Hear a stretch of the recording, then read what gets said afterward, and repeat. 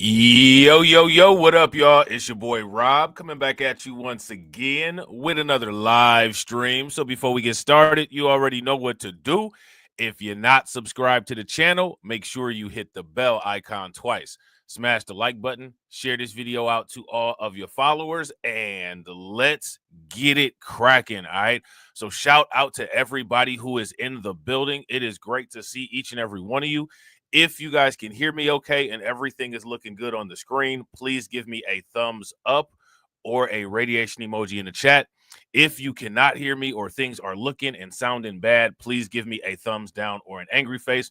While you guys are doing that, I'm going to shout out every single one of y'all who is in the building. All right. Shout out to Miss Nisi. It's good to see you as always, Miss Nisi. Hopefully you having a great holiday. Shout out to my man, Win Loser Rug. What's good with you, bro?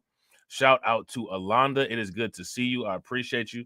Shout out to Sybil. It's good to see you. Shout out to my man, Alpha Male Pimp Network. What is good with it, bro? Good to see you as always. Shout out to Ty Valentine. What is good? All right. It is good to see each and every one of you.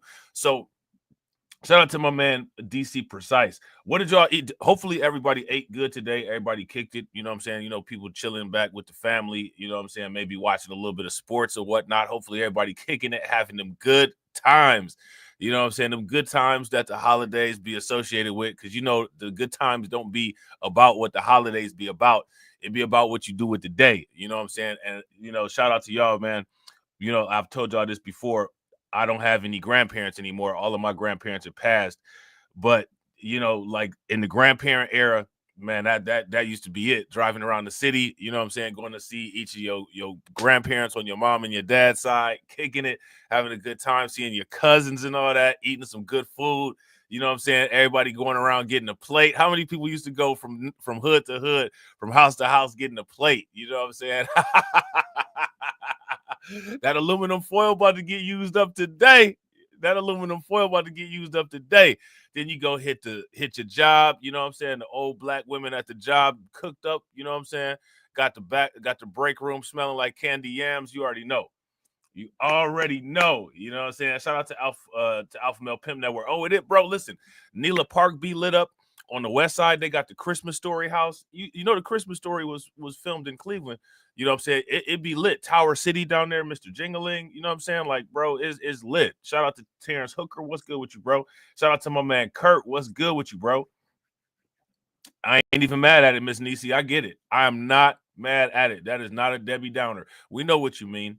We know what you mean. Shout out to Miss Nisi. Miss Nisi said, not meaning to be a downer, but I no longer celebrate holidays. You ain't got to explain. We already know. We feel you. If you guys know what Miss Nisi mean and feel it, throw some flames in the chat. Shout out to Brooklyn Queen. What's good with it, Brooklyn Queen? Make sure y'all show Brooklyn Queen some love for liking Fortune. All right. So as you guys can see, got a live stream premiere window up for tomorrow. It's going to be one tomorrow in the morning. You know what I'm saying? It's a lot of stuff I'm trying to get through. But you know how it goes. The stuff just be coming. So it's a lot of stuff going on with the quote unquote undocumented situation, and it's getting interesting. How many people have heard about what they're doing in Texas? If you guys heard about what they're doing in Texas, give me a thumbs up. If you guys have not heard about what they're doing in Texas, give me a thumbs down. We're gonna check that out. We're gonna check out all these surveillance updates. We're going to check out what's going on with these sanctuary cities. We're going to check out this battle between Tom Homan and these sanctuary mayors. And how many people have heard about all these people in the quote unquote Trump administration or the Trump picks getting violent quote unquote threats? So, yeah, it's getting kind of wild. It's getting kind of wild. You know what I'm saying? So we're going to be talking about that, man. So make sure if you guys are not subscribed to all of my channels, make sure that you subscribe to my backup channels. Make sure that you are part of the Discord. Make sure you go over there and sub on Rumble, and let's get it. Border officials say they are now training for an expected surge in migrant crossings before President-elect Trump takes office. The Texas National Guard holding exercises along the southern border today, along with the Texas Department of Public Safety. These preparations coming amid reports of smugglers growing more creative and potentially more desperate in the lead up to Trump's inauguration. So let's bring in border correspondent Allie Bradley, who was live for us in Eagle Pass, Texas, along the border there. Allie, tell us more about this training. Yeah, hey, Nicole. So, despite crossings in Texas being lower than they were this time last year, they're still all hands on deck and preparing for a surge in illegal immigration. They're conducting these mass migration response exercises just in case they get a rush at the southern border. They want to be in a proactive stance versus a reactive one, like we've seen so many times down here along the southern border. So, they have been conducting these proactive exercises in the sector. They've been started doing this last week, and we were on the ground for those as well. You could see flashing red and blue as far as the eye could see along the southern border. And then that is the case again today. And Texas National Guard involved down here under Governor Abbott's Operation Lone Star. But what's interesting here today is they're splitting up the groups in order to cover more ground. So they're not standing as closely together. They're trying to spread out, so they have more area to cover and that they can kind of have that proactive stance in several areas. Now, take a listen to what Texas DPS Lieutenant Oliveira said about these exercises. We're taking proactive steps by having these mass migration response exercises, different regions of the border, not only in South, but also in the western parts of the region. So we started in Brownsville, Texas, where the week of Title 42 was there. We carried this on to Eagle Pass, El Paso. So we want to conduct these exercises to send a clear message for anyone that's thinking about crossing or entering the state of Texas, is that we're going to make it very difficult. And of course, Governor Abbott has a lot of plans, Nicole, when it comes to what will happen to anybody who crosses illegally. There's still legislation in the works, but a lot of it consists of stricter ramifications for people that are crossing, kind of like criminal charges if they cross illegally. And of course, Texas DPS filing those criminal trespass charges as well. These exercises, as Lieutenant Oliveira said, are happening along Texas's southern border right now. You know, and Allie, Texas DPS, I know, says it's been using every resource available, but it doesn't seem to be deterring people from crossing there. What are you seeing on the ground? Yeah, what's unfortunate, right, is under Operation Lone Star, they've spent billions of dollars. But once again, we're starting to see those large groups show up back here in Eagle Pass, just outside of Shelby Park. This is a park that they seized and secured, and it is closed off. But they're finding a way where the wall ends, essentially. So this is what I encountered here this morning, a group of over 100. In this group, they're from all over, including Venezuela and the Dominican. Also in the group, 2 men from what are considered special interest countries in Africa. One man was from Nigeria. He told me that he wanted to go be with his uncle, but his uncle has lived here for 13 years. Take a quick listen to this. And who are you going with? My uncle. Your uncle is there, and you're from Nigeria. Yes. Why are you here now? Why'd you come now? Why did I come now? Yeah. But my uncle is here. He's invited. How long has your uncle been here? Maybe more than. Now. Why didn't you come 13 years ago? I'm not. All right. This, oh man, no see white lady. Why you ask me all these questions? No see white lady. My uncle want me to come. Thanksgiving on the way. I come to eat turkey. Why you ask me all these questions? No see white lady. I need to get through this border. Man, this got me dead. My uncle invited me 13 years ago. It took me 13 years to walk across Atlantic Ocean to get here. And now I am almost here. And at the border here, you ask me more questions than the Border Patrol officer. I do not understand. Is this how things are in the United States? Is this how they are? That's hilarious. Oh man, that is hilarious, man. That is hilarious. That's wild, man. I swear, hey man, when you put people to the test, man, they be coming up with it, don't they? Don't they? I ain't mad at it. When you put people to it, they be coming up with some stuff.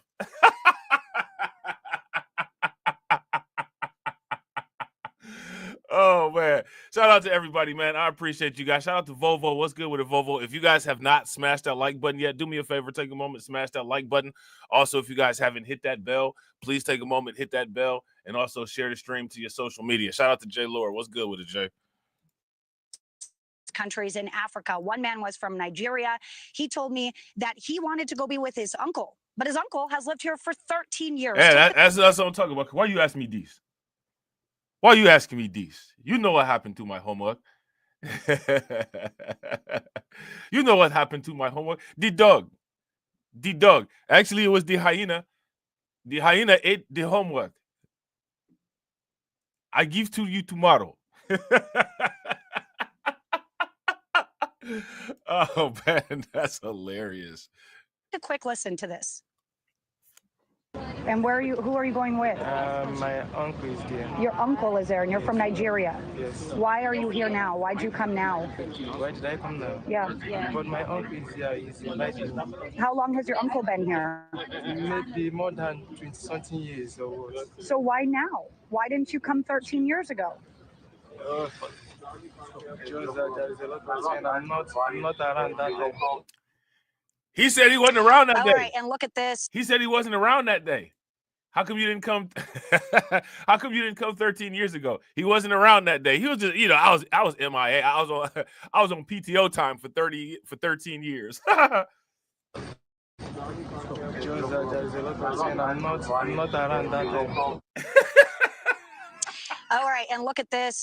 Just over the weekend, Texas DPS troopers catching a group of 154 migrants who had crossed into this area illegally from all over, Cuba and Venezuela there too. But look at these guys. These are 6 men from Afghanistan that were in that group. The sector has been seeing an increase in that demographic of special interest migrants. Now, right. Shout out to Ryan. Ryan said, I have this strange feeling he's lying. Bro, it's like on the Chappelle show when Chappelle was telling the story, or not the Chappelle show, but on that comedy special on Netflix, when Chappelle was telling the story about Jesse Smollett, and he was like, we supported you with your silence because you were clearly lying.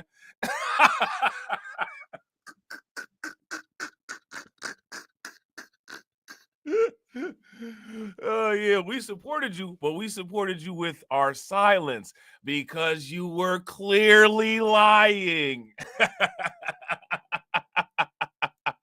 That's hilarious. In that group, 20 unaccompanied children. The group was handed over to U.S. Border Patrol. Now, there were more than 266 unaccompanied children encountered at the border yesterday alone, Nicole. 66 of them were in the Del Rio sector, which is where we are.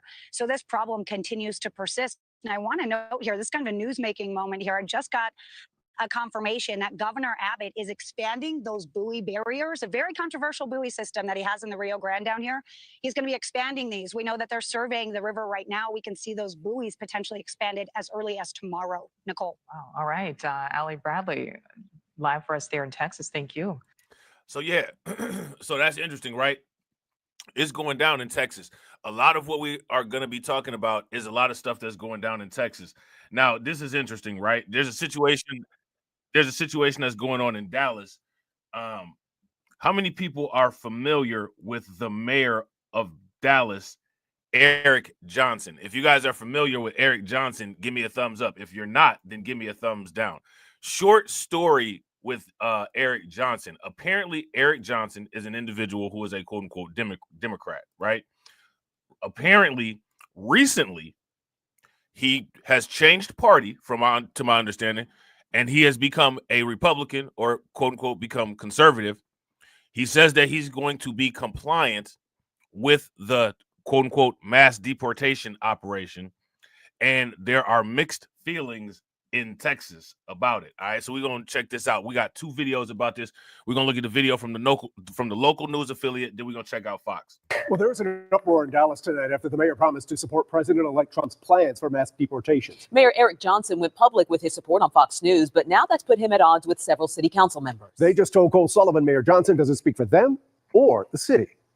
Some of Dallas Mayor Eric Johnson's city council colleagues are angry at him once again, this time for comments about President Trump's mass deportation plans. Will you deport? Of course we support that. Of course we stand by President Trump in an effort to get rid of people in our country illegally who have violent criminal records or who commit violent criminal acts here. Now, again, and shout out to TD Media Group, because TD Media Group keeps asking this question. He keeps bringing this point home.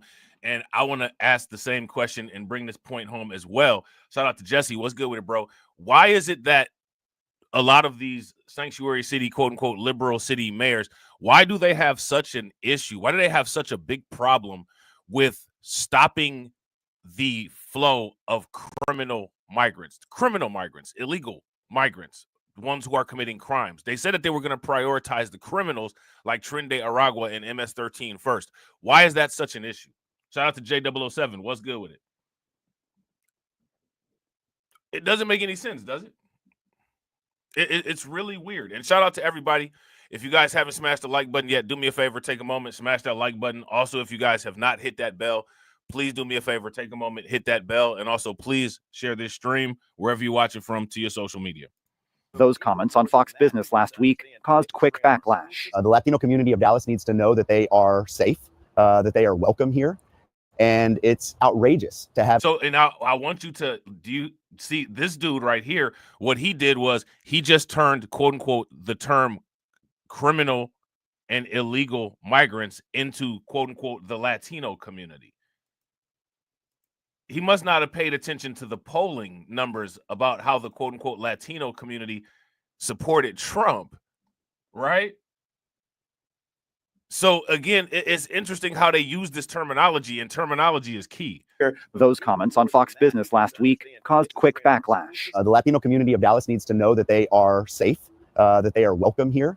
And it's outrageous to have someone who calls themselves a leader in this city to say otherwise. Deputy Mayor Pro Tem Adam Bazaldua says he was personally insulted by the mayor's remarks. We are an inclusionary city. We want to be inclusive of all. The mayor also described the impact of migrants as a strain on the city. It's a strain on our school system. It's a strain on our.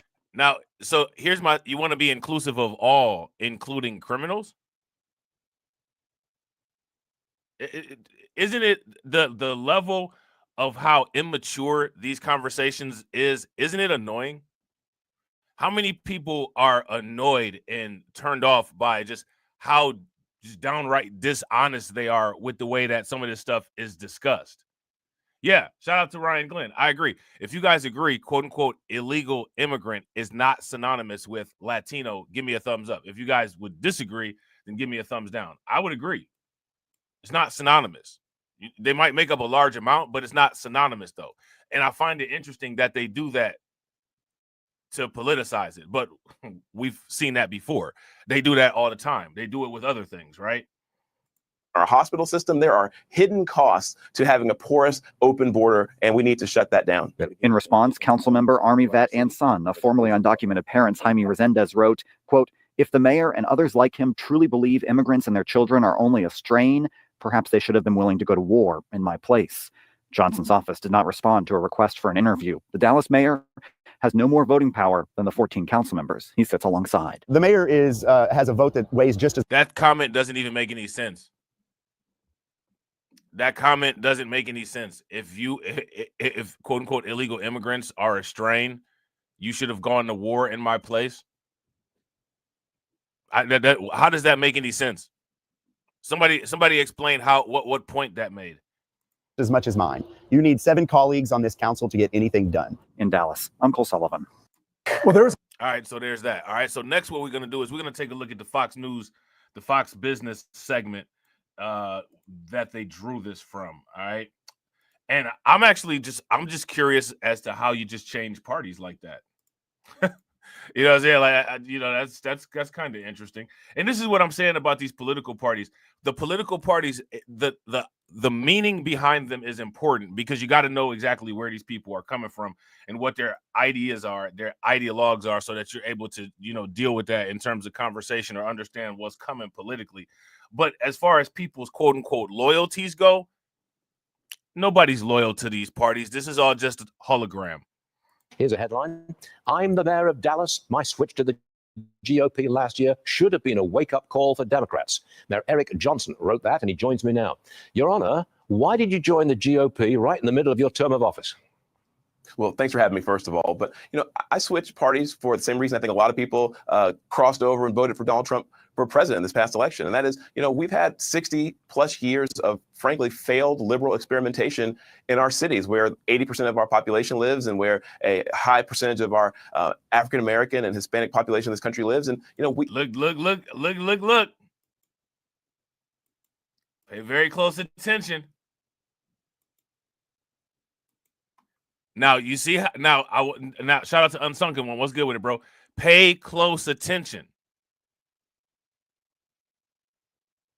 Pay close attention. You guys see it? Listen again. Crossed over and voted for Donald Trump for president in this past election. And that is, we've had 60 plus years of frankly failed liberal experimentation in our cities where 80% of our population lives and where a high percentage of our African-American and Hispanic population in this country lives.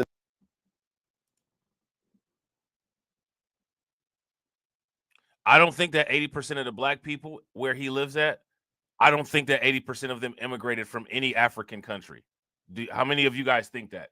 If you guys think that, give me a thumbs up. If you guys don't think that, then give me a thumbs down. Now, as far as the 60 years of quote unquote liberal experimentation, interesting point. Let me ask you guys this question. Why do those people live in the areas that he's talking about? Why do they live in those areas?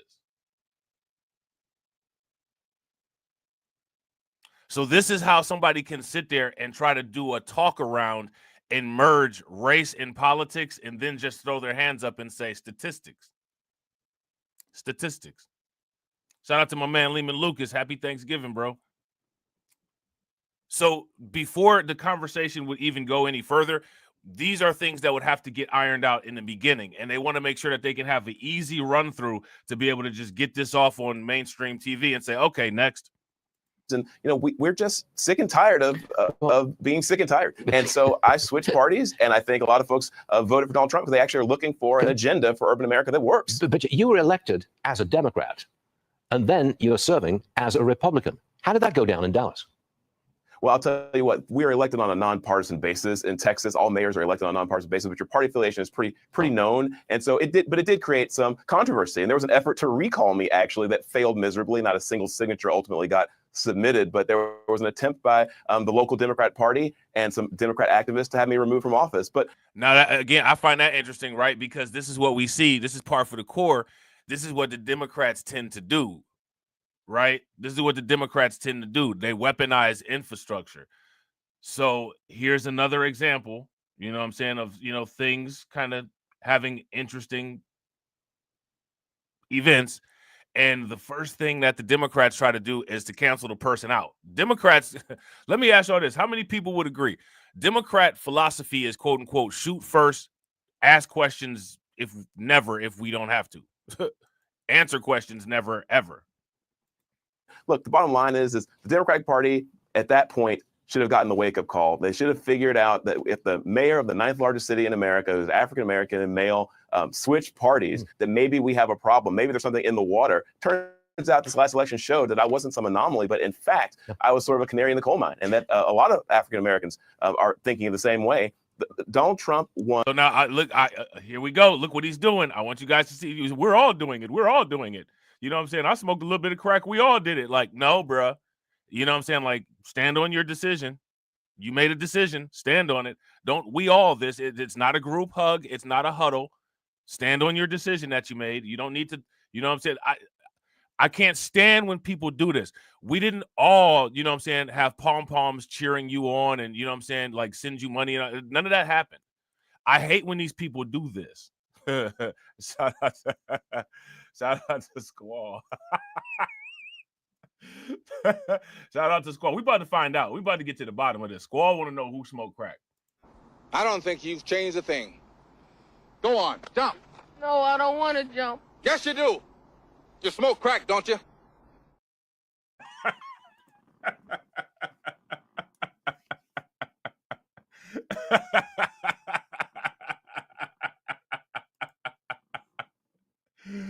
Right. Shout out to Son, good one. Facts, bro. Idiots! I'm surrounded by incompetent idiots! I've got morons on my team! Unsubstantiated fantasy! Lies! Lies! Lies! Somebody make it make sense. So here's my question. Who is the we all that he's talking about? Why do they do that? Why do these people never just stand on their own decision that they made? There's nothing wrong with him making a decision and standing on it on his own. If you decided to change parties and you think that the Trump policies are the policies that are good for you, and good for how you plan on running the city, there's nothing wrong with that. But in order to make it seem like you made a good decision, you don't need to try to create a false crowd of support. Just base it on the results that you get and the data that comes from those results, right? Would you guys agree? If you guys agree, give me a thumbs up. If y'all disagree, give me a thumbs down. On more African-American votes than any Republican candidate in 48 years. I'm 49 years old. So basically my lifetime, we've never seen a performance like that by a Republican. Can you give me 30 seconds on how you are handling migrants in the city of Dallas? I think there was, how old did he say he was? How old did this guy just say he was? Hold on real quick. 49 years old. So 40, okay, so he's 49 years old. That means that he was alive during the Ronald Reagan presidency. And if I'm not mistaken, I'm pretty sure Ronald Reagan performed similar to Trump in the election, if I'm not mistaken. If you guys would agree, give me a thumbs up. If you guys would disagree, give me a thumbs down. Republican candidate in 48 years. I'm 49 years old. So basically my lifetime, we've never seen a performance like that by a Republican. Can you give me 30 seconds on how you are handling migrants in the city of Dallas? Well, we're handling it the same way. I think everybody who is in Texas and any states where we're seeing migrants show up it's a strain on our resources. We see it, and not just in the obvious ways. People ask, well, how's it impacting crime? Well, obviously there's a certain amount of crime that's committed by folks who are here illegally. Will you deport them? Will you deport them? Of course, we'd support that. Of course, we'd stand by President Trump in an effort to get rid of people in our country illegally who have violent criminal records or who commit violent criminal acts here. But even more than that, people need to understand it's a strain on our school system. It's a strain on our hospital system. There are hidden costs to having a porous, open border, and we need to shut that down. There are indeed. Mayor Eric Johnson, Your Honor, thanks for joining us, sir. We appreciate it. So there's that. And as you guys saw, that individual in Texas was extremely upset with that. Now, it's interesting, right? Do you all remember when I was talking about how I felt that there should be some type of economic punishment, some type of sanction, or, some type of consequence that would hit financially for countries who are compliant with allowing the migrant surge into the United States, as well as countries who have these mass exoduses of people fleeing their countries coming to the United States, right? Interestingly enough, there's been some information that's come out where Trump is talking about these quote unquote tariffs, and he plans on using these tariffs on some of these countries who, in his opinion, are compliant with allowing a lot of the migrants to influx and come into the United States. These are called the quote unquote immigration tariffs, the economic consequences of quote unquote illegal immigration. How many people have heard about this? We're going to take a look at this video here, and then we're going to take a look at an article here. All right. Time for the hot topic of the hour. President-elect Trump says he will issue a day-one executive order slapping tariffs on Mexico, Canada, and China until they stop the flow of illegal immigrants and fentanyl into America. Fox News' Madeline Rivera is live in Washington this morning with more. Madeline.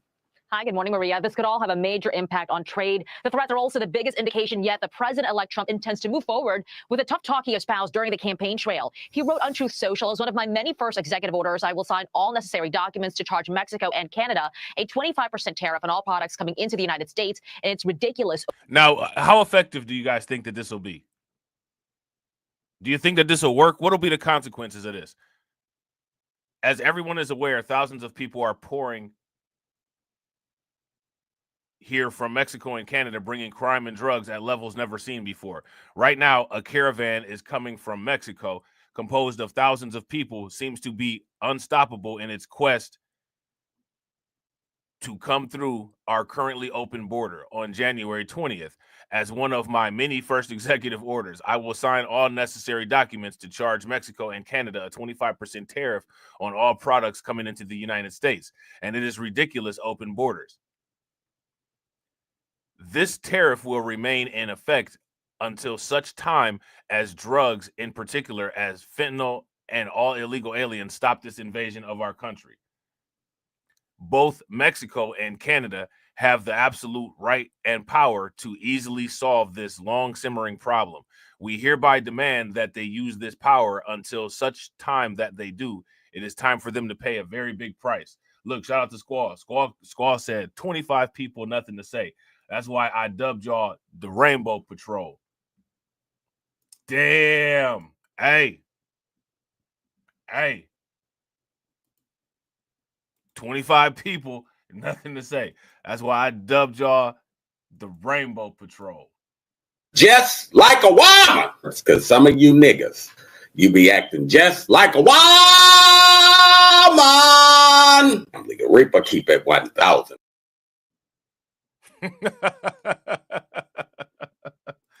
Open borders. Trump also says we will be charging China an additional 10% tariff above any additional tariffs on all of their many products coming into the United States of America. He's accusing Chinese leaders of failing to follow through on its promises to impose the maximum penalty for drug dealers. Canada, Mexico, and China are the top 3 largest trading partners of the United States, so the tariffs could have implications for several industries like automakers, farmers, and food packagers.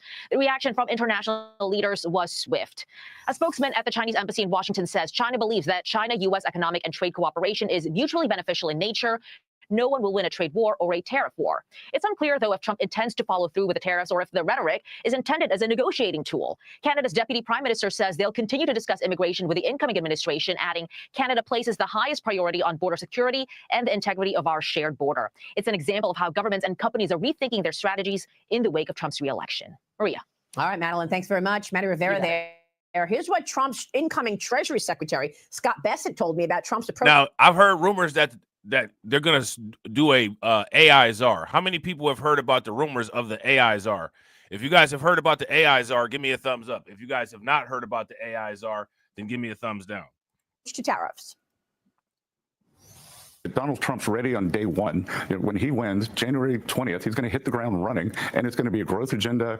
Tariffs are going to be part of that. He was the original tariff man, and he did it to raise revenues and to protect American industry. Donald Trump has added the negotiating leg, and I think given Donald Trump's credibility on tariffs from Trump 1.0, he will hit the ground running on 2.0, and world leaders and business executives will know he means business.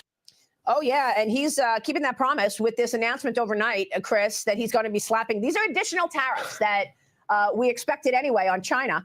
And of course, Mexico and Canada, he's got the USMCA deal in place, but he's got the right to renegotiate that. And it looks like he's going to do just that, Chris. As he should. It's already working, Marie. We already heard that the Chinese car company saying we don't want to build another factory in Mexico because we're concerned how Trump will perceive it. It's showing us that he's using it as a negotiating tactic. It's working extraordinarily well. And frankly, if the U.S. cars are having 100% import in China, it's still disproportionate. This is going to tighten up the border. This is going to stop that flow of illegal drugs, these things that he ran upon. And he has the power to do it. And I think he's willing to use this stick. And I think we'll land at a lower percentage rate. But I think some tariffs are completely appropriate.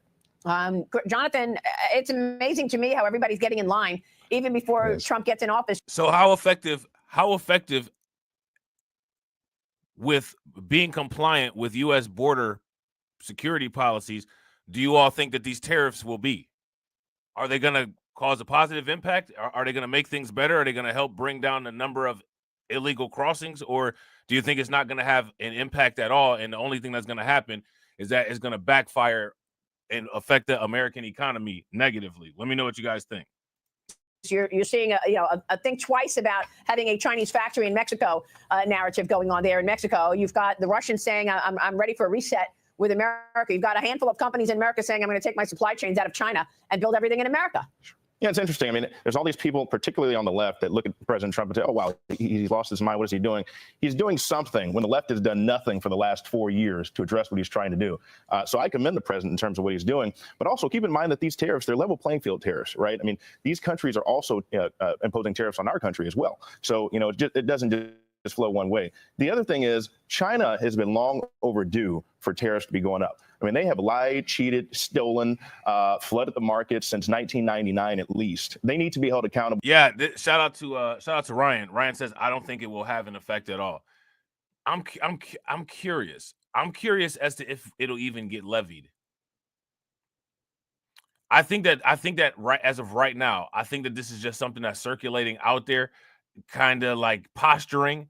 I don't know if this is something that'll actually go into effect or not. I think this is just like an initial tactic to put this out there into the ether, and then we'll kind of see how things settle. If you guys agree with Ryan, you don't think that this will have an effect, then give me a thumbs up. If you guys think that it will have an effect, then let me know what effect you think that it'll have. I don't think 10% is high enough, Maria. Wow, Cheryl, what do you think? You know, look, 80% of exports from Canada and Mexico combined come to the United States. To say that these two countries are concerned about these threats is an understatement of the morning. But I will also add that it's reported that Justin Trudeau actually called Donald Trump yesterday about 2 hours. Yeah, and here's another thing. Shout out these calls, right? There's rumors of this quote unquote call from Justin Trudeau, and then there's rumors of this quote unquote call from the Mexican president. All right, different accounts of how those things went on. So we'll see how that goes. Lehman Lucas says, we the people will be paying more for everything. I think that's definitely a possibility.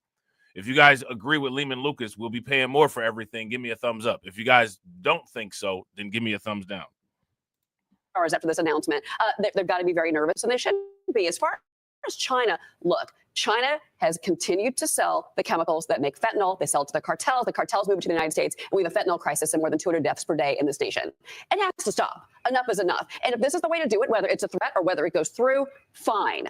The other component of this is the price the consumer. Now, you see all this, look at all this fentanyl, right? You see all these drugs. Look at all these drugs. Look at all those fentanyl pills. Look at all that. That's probably over $1 million worth of drugs right there. Here goes my question. What happens to those drugs? What happens to all of that? What goes on with all of those drugs? When you see them all in those totes, they're all wrapped up in the bags. Where do they go? Do they get disposed of? Do they get destroyed? Do they get shipped somewhere? What ends up happening to them? Where do they go?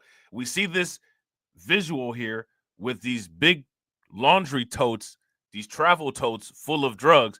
Where do they go from here? Fine. The other component of this is the price, the consumer prices. Are they going to go up? Yeah, you know what? Maybe they will. But I think it's up now to these two countries and to China as well to come back to the negotiating table. And by the way, does Mexico really want to continue to be the back door for China?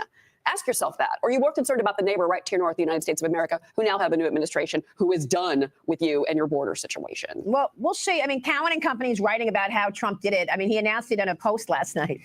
Trump, in a social media post Monday night, threatens the 25% tariff on Canada, Mexico, and a 10% tariff on China on January 20th. Scott Bessent has talked about this on the many times that he's joined us on this program. And he also discussed the lawfare against then candidate Trump and the impact on the dollar. After Trump's former chairman of the Council of Economic Advisors, Kevin Hassett, told me nobody will want to buy treasuries in America if Donald Trump was found guilty in his legal cases and handcuffed. Watch this. Shout out to NY State of Mind. What's good with it, bro? See, foreign central banks moving out of the dollar. You know, we have never run deficits like this before, either in peacetime or during when we didn't have a recession. So we depend on foreigners to fund those deficits, and if they stop, then interest rates go higher, which is what we've seen here. Yeah. And the spectacle of a former president being the hold away would not help anyone's confidence. And I think that the American people abroad don't believe that this is anything but a show trial. And of course, all of those charges at this point have been dropped, and we are expecting they are going away now, Chris, forever. But we'll see. We wanted to show you what Scott Bessent has said on this program, not only about tariffs and the economic policy that he is going to shepherd through, but also his thoughts on all of this lawfare that has happened to Trump in the last several years, Chris. I think this guy is showing why he's the perfect choice to take this job, right? He's even keeled, he's thoughtful, he's respected. I mean, who works for Soros and is still respected by both sides like this guy is? It's incredible. And I think his insights are right. It's all based on confidence. It's all based on leadership. And if there's... That was interesting. Did you hear what that guy just said? Who works for Soros by both sides? and that was the flex. And that was the flex. Did you hear it? And of course, all of those charges at this point have been dropped, and we are expecting they are going away now, Chris, forever. But we'll see. We wanted to show you what Scott Bessent has said on this program, not only about tariffs and the economic policy that he is going to shepherd through, but also his thoughts on all of this lawfare that has happened to Trump in the last several years, Chris. I think this guy is showing why he's the perfect choice to take this job, right? He's even keeled, he's thoughtful, he's respected. I mean, who works for Soros and is still respected by both sides like this guy is? It's incredible. And I think his insights are right. It's all based on confidence. confidence. It's all based on leadership. And if we can't have confidence in our leaders, Trump's going to be put in jail on some trumped up charges. I think the fact that it's gone away is good for our country. And I think the equities market and the bond market are both going to respond extraordinarily positively to this. Well, let's be clear. President Trump will have broad presidential authority to deal with international economic emergencies and international friends. And that's something he knows very well, and he's expecting to implement it. We're just getting. So there's that. All right. So that's interesting. So we're going to take a look at this article here from Associated Press. All right. Yeah, definitely. Shadow puppet. And again, this is the whole narrative, right? Oh, Trump is not an insider. He's anti-Soros and yada, yada, yada. I mean, you know what I'm saying? Like, nah, bro. The same way Trump said it's good people on both sides, bro. They got Soros on both sides. Let's stop the games. You know what I'm saying? So now here it says Trump vows tariff over immigration. What the numbers say about border crossing, drugs, and crime. All right. In a Monday evening announcement, President-elect Donald Trump railed against Mexico and Canada, accusing them of allowing thousands of people to enter the U.S. Hitting a familiar theme from the campaign trail and his first term in office, Trump portrayed the country's borders as insecure and immigrants as contributing to crime and fentanyl crisis. In an announcement that could have stark repercussions, he threatened to impose 25% tariffs on everything coming into the country from those two countries. Okay. Trump's anti-immigration rhetoric has resonated with voters concerned about immigration and crime. Yet there's more to the story than Trump's short statement suggested. A look at what the numbers and studies say about border crossings, fentanyl smuggling, and whether there's a connection between immigration and crime. It's interesting that they're framing it this way. Isn't it interesting that they're framing it this way? So now here it says the number of migrants crossing the U.S.-Mexico border is a key metric watched intensely by both Republicans and Democrats. U.S. Custom and Border Protection, an arm of the Department of Homeland Security, releases monthly statistics that track everything from drug seizures to border trade. One of the metrics tracked is the number of Border Patrol arrests or encounters each month with people entering the country between the official border crossings known as the ports of entry. The vast majority of those arrests happen at the southern border. All right, so let me see this. So hold on, I'm going to actually make this a little bit smaller. I don't know why it's doing this. If you guys can see that, let me know, because I don't know why the screen is like off aspect ratio, but these numbers have actually been falling this year under the Biden administration. Really?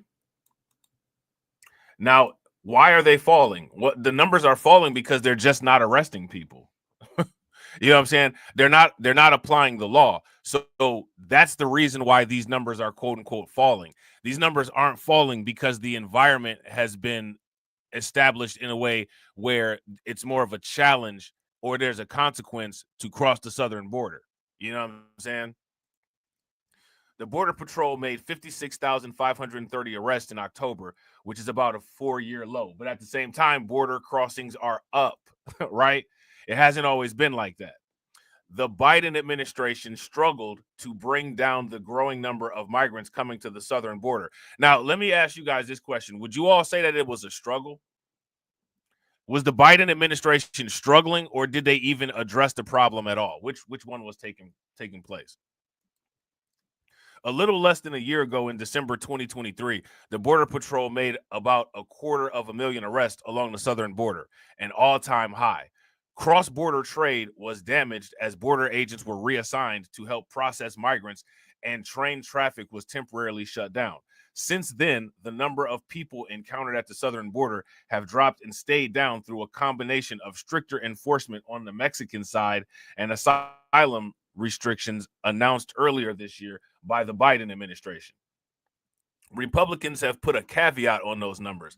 They have frequently accused the Biden administration of using an app called CBP-1 to let hundreds of thousands of people into the country who otherwise wouldn't have been allowed in. They described the program where 1,450 people a day can schedule an appointment to come into the U.S. as an essential way to keep the border encounter numbers artificially low. On the northern border, the numbers are much smaller. Border Patrol made 23,721 arrests between October 2023 and September 2024, compared with 10,021 on the previous 12 months. Okay. Trump also struggled to get a handle on illegal border crossings. Arrests topped 850,000 in 2019, nearly triple the amount 2 years earlier, though still far below the tally of more than 2 million for 2 different years under Biden. All right. So now here's the drug smuggling part. Trump and many Republicans have often portrayed the U.S. southern border as wide open to drug smuggling. Now, again, they're saying that these are portrayals, right? Let me ask you guys this question. Shout out to DeAndre. What's good with it, bro? Facts. We are monolith. Facts. Is the southern border open to drug trade? If the southern border is indeed open to drug trade, give me a thumbs up. If the southern border is not open to drug trade, and these are false claims, and this is false information, it's not true, then give me a thumbs down. They have also linked immigrants to drug smuggling and accused Mexico of doing little to stop it. Much of America's fentanyl is smuggled from Mexico. So if much of America's fentanyl is smuggled from Mexico, then my question is, what is Mexico doing to stop it? What are they doing to stop it? Right? The fentanyl scourge began well before Biden took office. Border seizures have jumped sharply under Biden, which may partly reflect improved detection. It might also improve more increased attempts to get it over. You know what I'm saying? About 27,000 pounds, 12,247 kilograms of fentanyl was seized by U.S. authorities in 2023 government budget year, compared with 2,545 pounds in 2019 when Trump was president. Okay. Cooperation between the Mexican and U.S. governments on fighting drug smuggling undoubtedly suffered under President Andres Manuel Lopez Obrador, who left office at the end of September. Before Lopez Obrador took office in 2018, the U.S. worked closely with Mexico's military to take down drug capos. Is that what was actually going on? They might have been working closely, right? And the numbers were down, but can we say with 100% certainty that they were working closely, quote unquote, for that goal? Shout out to Black Free Thinker. What's good with it, bro? Can we say that with 100% certainty? But Lopez Obrador, a nationalist and folksy populist, railed against the violence set off by the drug war by his predecessors and the Americans. He proposed addressing the root societal causes of violence found in poverty and lack of opportunity for young people in what he called, quote unquote, hugs, not bullets. For years, Lopez Obrador denied that Mexico made fentanyl, despite evidence to the contrary. And so how is this guy working with anybody, including statements from his own security officials? He blamed U.S. society, where he said families push children out of home too early, for cultivating addicts. It's only 2 months into the term of president for Claudia Sheinbaum, which that's an interesting name for a Mexican woman, isn't it? Claudia Sheinbaum. Shout out to Hurricane IQ. What's good with it, bro? How many people think that Claudia Sheinbaum maybe, is a very interesting name for a Mexican woman? That's very interesting. You know what I'm saying? But there are signs that she appears more willing to let the military go after the cartels than her predecessor. But while most of the fentanyl comes from Mexico, statistics show that it is Americans who are doing the smuggling across the border. According to U.S. Sentencing Commission, 86.4% of people sentenced for fentanyl trafficking crimes in a 12-month period ending September 2023 were American citizens. Well, that's probably because the ones who are undocumented don't make it to trial. You know what I'm saying? If you guys would agree, this number probably looks the way that it looks because the quote-unquote undocumented ones don't make it to trial, then give me a thumbs up. If you guys don't, then give me a thumbs down. All right? So now here it says Trump also has argued that the influx of immigrants is causing a crime surge in the United States, although statistics show violent crime is on the way down. And again, what statistics don't show is that many of these undocumented people never end up going to court, or they get their court case dropped.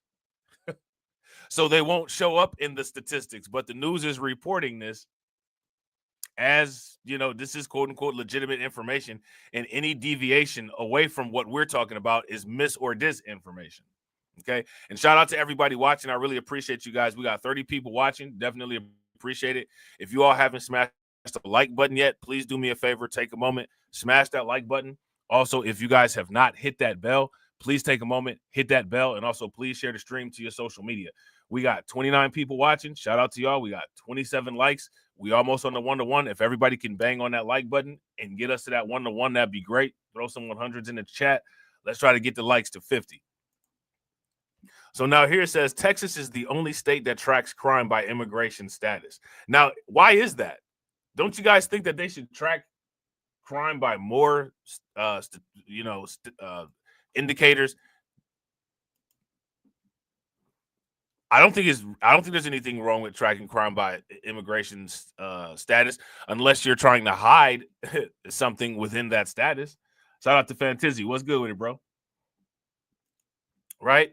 A study published by the National Academy of Sciences based on Texas Department of Public Safety data from 2012 to 2016 found people in the U.S. illegally had quote unquote substantially lower crime rates than native-born citizens and legal immigrants across a range of felony offenses. And again, you're not dropping charges for legal citizens in the way that they're dropping charges for migrants. We proved this yesterday.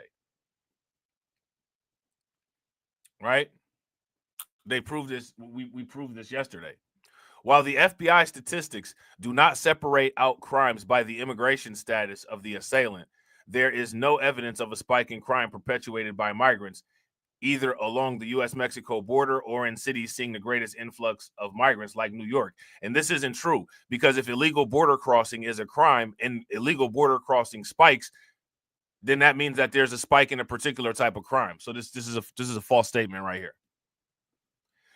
If you guys would agree, if illegal crossing is a crime and illegal crossing is up, then that is evidence that there is a spike in a particular kind of crime that can only be committed by a particular kind of person. If you guys would agree, give me a thumbs up. If you guys would disagree, give me a thumbs down. Nail in the coffin. Got him. You know what I'm saying? Studies have found that people living in the U.S. illegally are less likely than native-born Americans to have been arrested for violent, drug, and property crimes. Less likely to have been arrested. It's not the same as committing and getting convicted of crimes. Less likely to be arrested. Now, of course, you're less likely to be arrested if you live in a sanctuary city, and sanctuary cities don't really allow for cooperation with law enforcement. Shout out to Kevin. What's good with it, bro? Right? So I want you guys to see, do you guys see how these statistics and how this information can be doctored? And then if you just, ask these questions or bring these, inconsistencies to the forefront, the first thing that they'll say is that, well, oh, you're spreading mis and disinformation. Well, am I spreading mis and disinformation? Is that actually what's happening? Is that what's going on here? Or are we questioning why certain things are not being calculated in the way that they should be? You know what I'm saying? Some crime is inevitable given the large population of immigrants. I didn't know that. Some crime is inevitable?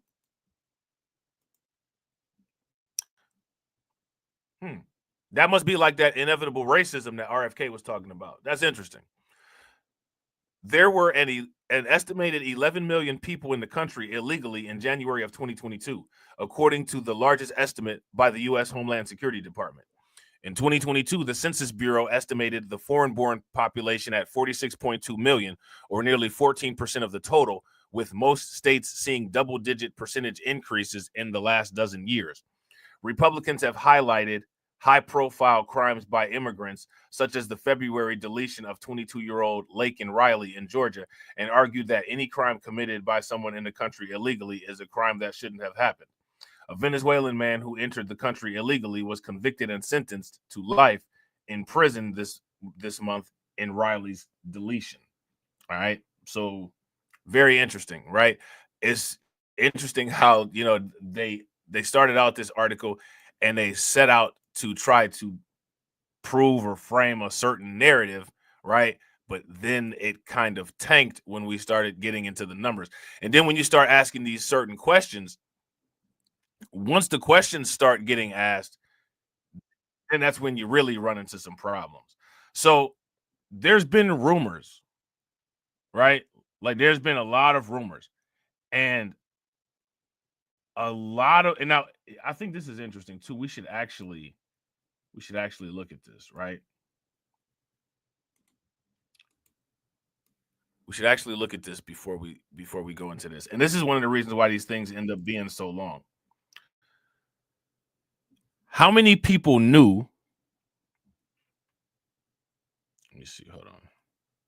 How many people knew that America's most Hispanic county flipped for Trump? Now, this is what we were talking about earlier, right? We were talking about this with how they're trying to, quote unquote, make it synonymous where illegal immigrants, quote unquote, illegal migrants are synonymous with, quote unquote, Hispanic people, right?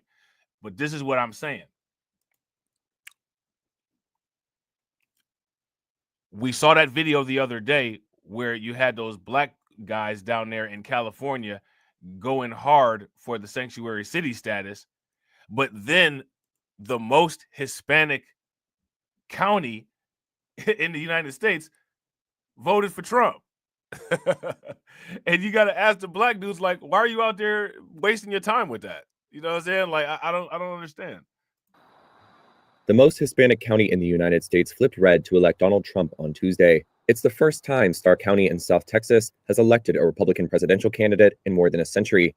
As of Wednesday, Trump was up over his opponent Kamala Harris 58 to 42% in the county, where more than 97% of the population identifies as Hispanic or. So again, I want to make sure that people see this.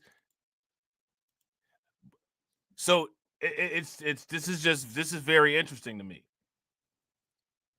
This is just interesting to me.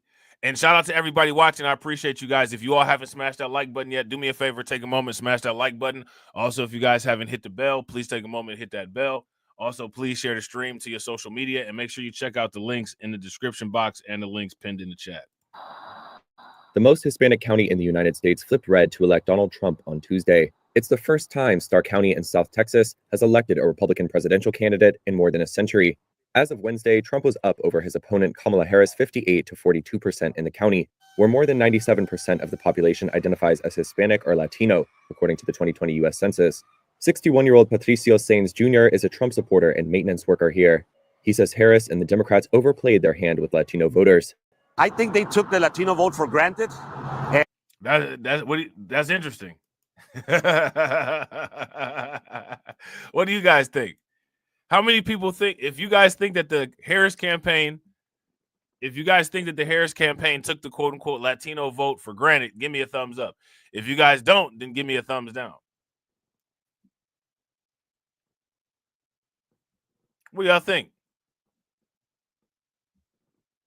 I don't know, because you know what I'm saying, I don't know. You know what I'm saying? I'm just curious. I just find this interesting. He says Harris and the Democrats overplayed their hand with Latino voters. I think they took the Latino vote for granted, and they saw through her lies. She got caught too many times lying. Sainz did not elaborate on what he thought Harris had lied about, but he said his support for Trump has also been fueled by concerns about the economy and inflation. And people have woken up, you know, I said, we go to H-E-B, and we came by a fajita for $2.99 when Trump was there, as opposed now it's anywhere between $8.99 to $10.99. And recently we've been buying and doing the barbecues with nothing but the chicken. We're going to be flying, growing feathers out of our hairs and our ears, because that's all we've been eating is chicken. Sainz celebrated election night at a building in downtown Rio Grande City. Sainz's friend Ross Barrera holds local Republican meetings here. The retired military veteran explained Trump's appeal to his community. He's very frank. He's not a politician that tells you what you want to hear. Y'all notice anything? Y'all notice anything? Y'all notice anything? If y'all notice anything, let me know what y'all notice.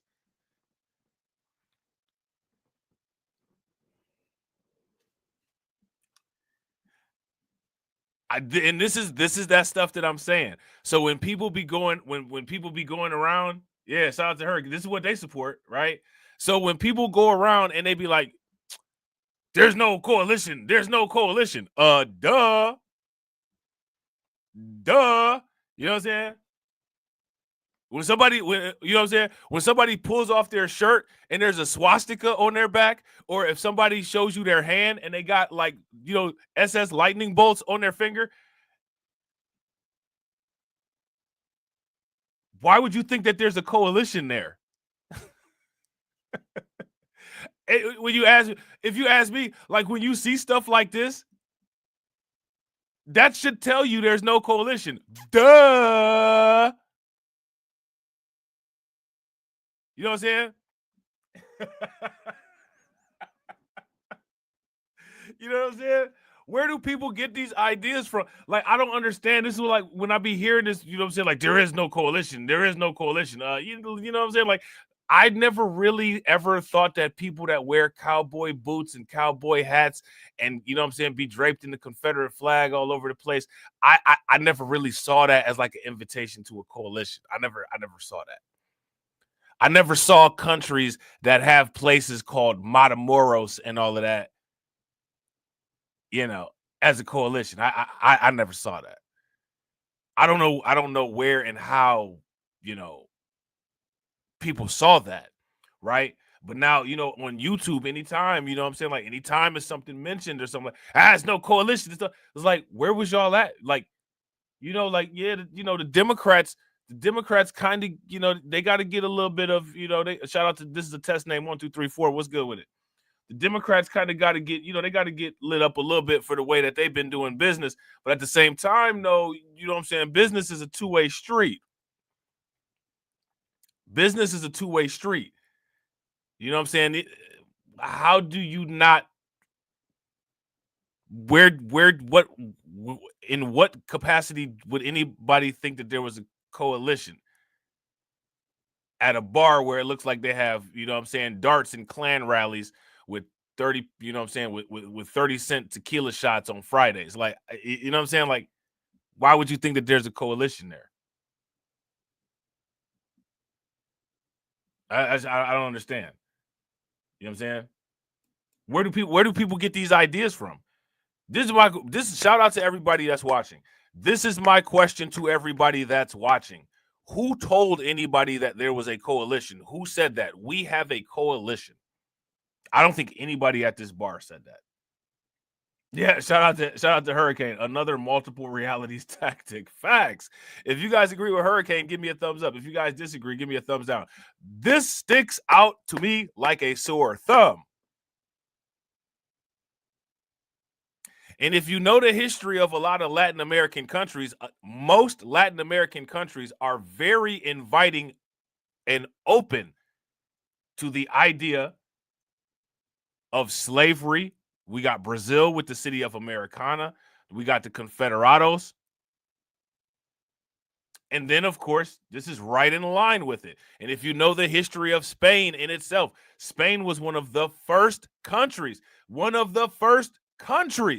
to literally create what were called black laws. They had a contract that was called Asiento de Negros. If you guys read Dr. Claude Anderson's Dirty Little Secrets, he talks about it, and you can look this up.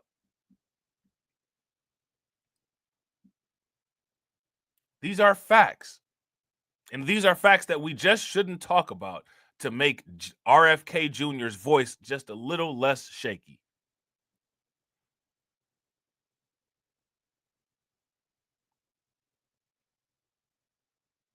I don't really care about RFK's opinion on anything. You know what I'm saying? But what I do care about is why people have an issue being able to spot out certain things in the environment, or at least people portray it. Because I don't think that most people thought that there was a coalition. I think that that's a YouTube narrative. What was the name of that movie? I think the movie was called The Bronx Tale. You guys remember? I think it was called The Bronx Tale, and there was like this in-neighborhood war between a bunch of black kids and a bunch of Puerto Rican kids. I mean, this has always been a thing. Now, mind you, I'm not making this as a blanket statement saying that people don't have friendships and different things like that. But as far as group and cultural dynamics goes, this has always been a thing. I don't understand. Like, if you ask me, the problem is more so that people tend to ignore it instead of actually dealing with it. You guys remember Get Rich or Die Trying? Even a more recent bit, the movie with 50 Cent. 50 Cent portrayed it. He had issues with them people in front of the store, and they tried to take 50 out, and 50 ended up popping the dude. Oh, was it? Yeah, Get Rich or Die Trying? Yeah.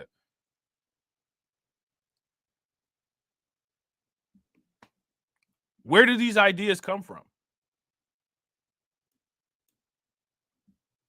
Just you know, shout out to Neely Fuller Jr. Just asking questions, right? Here. Yeah, he's a little bit off base, but guess what? We're not voting for a Jesus Christ. We're not voting for somebody that's a sainthood. There doesn't exist. The guy has his flaws. He's human. He's made some mistakes. He said he's not voting for Jesus Christ. He's not voting for a saint, and he got the curtain with the Catholic Church stained glass back there. Like, okay, you know what I'm saying? Like, you know what I'm saying? Like, y'all Catholic, like y'all, you know what I'm saying? Like, y'all give honor to saints. But you know what I'm saying? It's not a saint that don't exist. Okay, I guess, right? I guess, right? I mean, like, these are hell of contradictions. Hell of contradictions.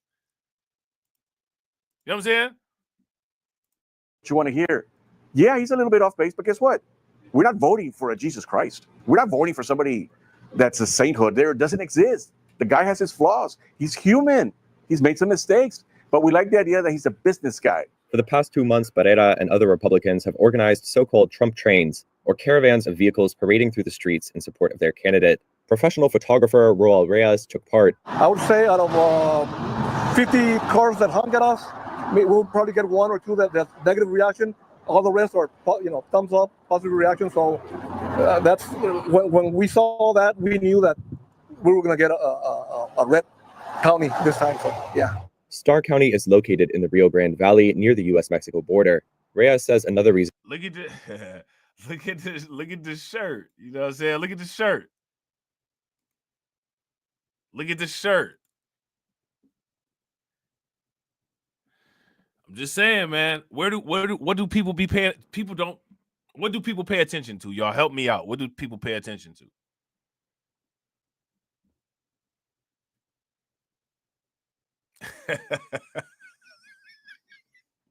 What do people pay attention to?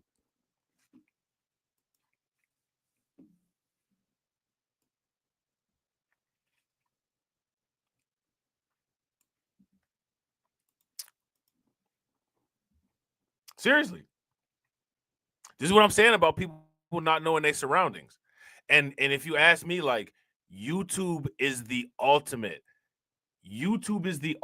exposure of people truly showing no idea that they know how to navigate in the world and that they know anything about what's going on in the world. Like, they have no idea. How would you think somebody that's wearing this shirt wants to be in a coalition with you? Why would you even think that? Why would you even assume that? Even if you did assume that, why would you even ask?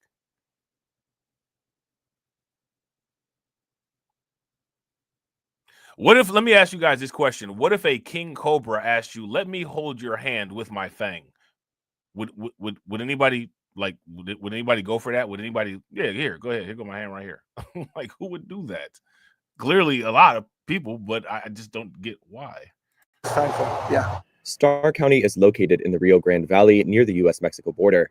Reyes says another reason he chose to support Trump was due to concerns about border security. The river's about half a mile down the road.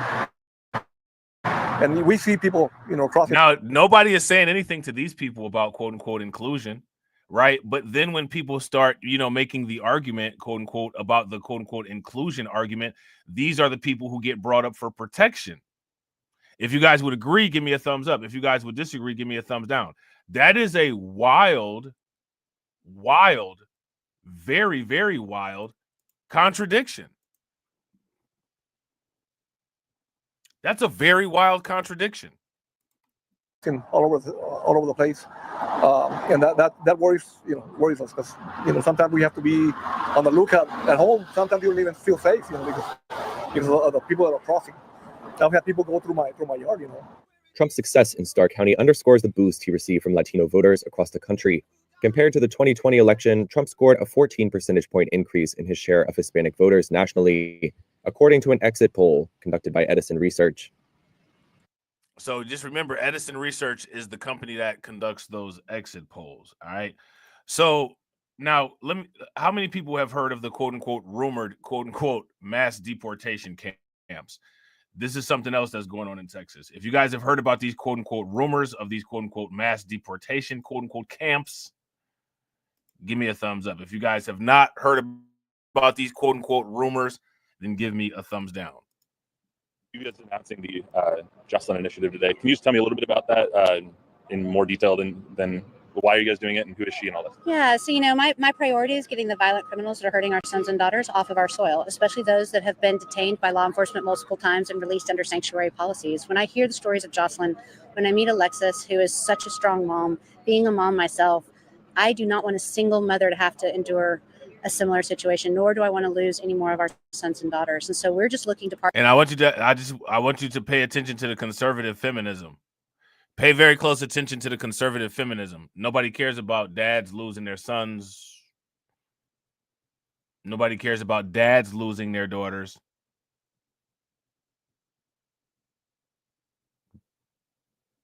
Because a lot of these people simply look at men as a sperm donor, which is hilarious, because then when they get upset that they don't get their way, they call men a sperm donor in a derogatory way, when that's what you were using the man for to begin with. But that's neither here nor there.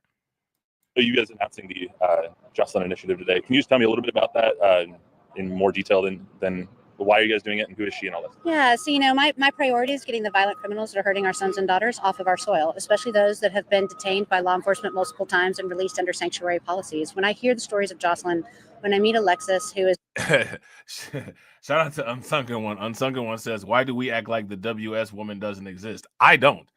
I don't know why many people do. I don't know why many people act like many different WS people don't exist. I don't know why people don't act like WS women don't exist. I don't understand why people don't act like WS people of color don't exist. I don't understand why people don't act like WS animals don't exist. I don't understand why people don't act like WS businesses don't exist. I don't understand it. Me personally, I don't. The only thing that I could think of, again, got to give it up. Shout out to Neely Fuller Jr. Maximum sophisticated confusion. That's the only thing that I could think of. is such a strong mom. Being a mom myself, I do not want a single mother to have to endure a similar situation, nor do I want to lose any more of our sons and daughters. And so we're just looking to partner with the Trump administration any way that is helpful to them to be sure these violent criminals that are hurting our sons and daughters are off our soil. You mentioned multiple other plots of land, this kind of just being the tip of the iceberg. Are all of those going to be similar? Are you going to build a wall on them on the border, or are they throughout maybe more inland Texas? How is that? Well, we stored 13 million acres all over the state. We've identified some pieces that we think might be helpful to them. But of course, we'll partner with the Trump administration with whatever they need.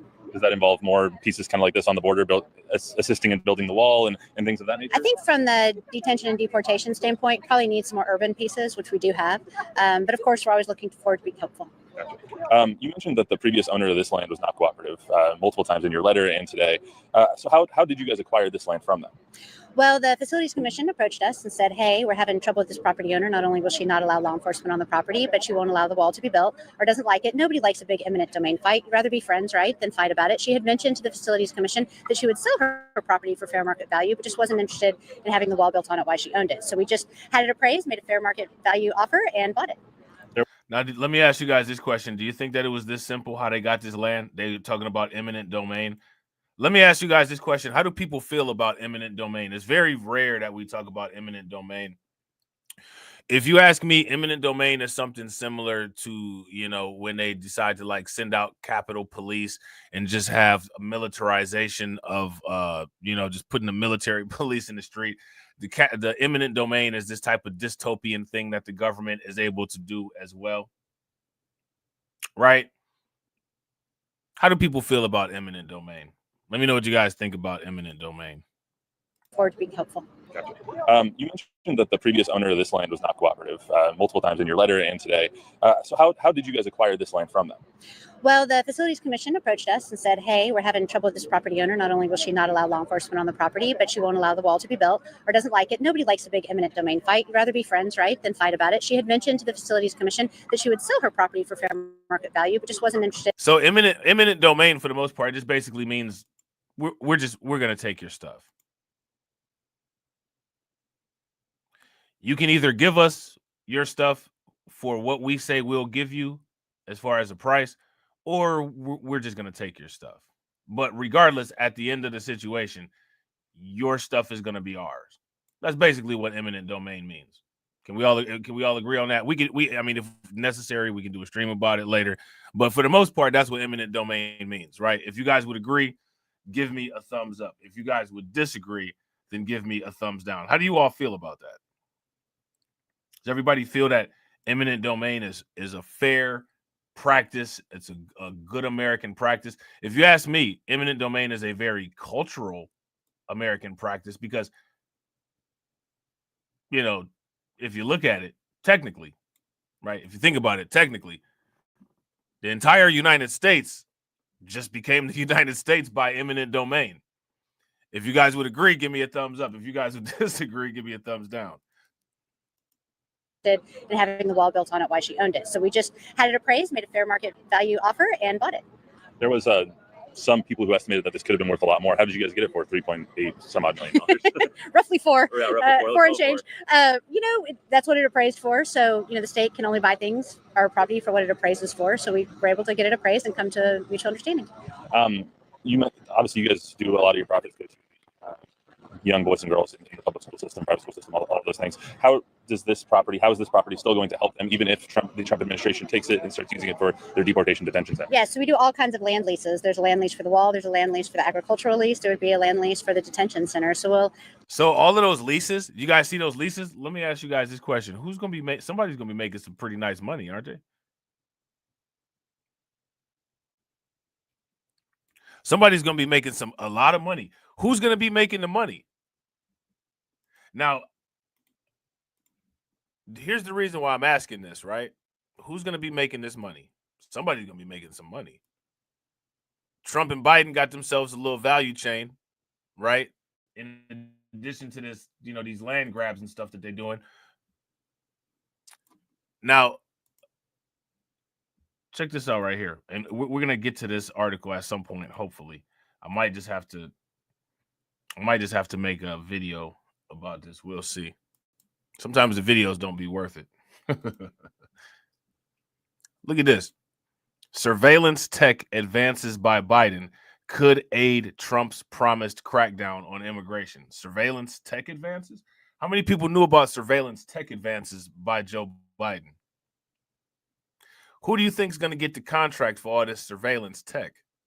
President-elect Donald Trump will return to power next year with a raft of technological tools at his disposal that would help deliver his campaign promise of cracking down on immigration. Among them, surveillance and artificial intelligence technology that the Biden administration already uses to help make crucial decisions in tracking, detaining, and ultimately deporting immigrants lacking permanent legal status.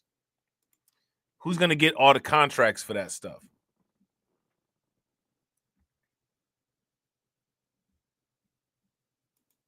They're getting it out. This is what getting it. This is what getting it out the mud looks like. Getting it out somebody else's mud. This is what getting it out the mud looks like, right? This is the hard working. Roll your sleeves up. Roll them sleeves up. Show them ashy green elbows, right? People got to change the. People got to change the game. Got to change the game. Got to change the game. Got to get out of. Got to. You know what I'm saying? Got to stop rubbing two sticks together. You know what I'm saying? Do a win-win. We'll make our communities safer. We'll make our children safer, and we'll fund their education all at the same time. So you mentioned how long it takes to finish this wall. Can you just reiterate that for me? Well, the contractor tells me they're going to build a mile in the next week, so it should be pretty soon. Now, again, I'm going to ask this question because people need, and this is what I'm saying. People are not as invested in this stuff as they claim that they are. It's a show. It's a show. I'm aware that it's a show. You know what I'm saying? I'm aware that it's a show. I don't think that most people are aware that it's a show. Or maybe they are. But make no mistake, it is a show. I think it's pretty obvious that Elon Musk's companies will get the contracts for this AI and for this satellite surveillance. What's so hard about that? Pretty logical conclusion. This is what I'm saying. This is what I'm saying. I would anticipate by Christmas. They said there's some finesse with some of the gates that may take a smidge longer. But now, you guys remember earlier when I had mentioned they're now talking about getting an AI czar, right? That's one of the new things. One of the newest things that they're talking about is Trump is having discussions of who a possible quote unquote AI czar might be. I don't think that they've ever had an AI czar before, right? But that shows the technological focus, quote unquote, of the Trump administration. I'm just curious as to, as involved as people, as when it comes to the politics, the stuff that people were invested in, the stuff that people were talking about when we watched all the political content, when political season was jumping. Nobody was actually talking about relevant situations, which is why so many people missed out on the crypto pump.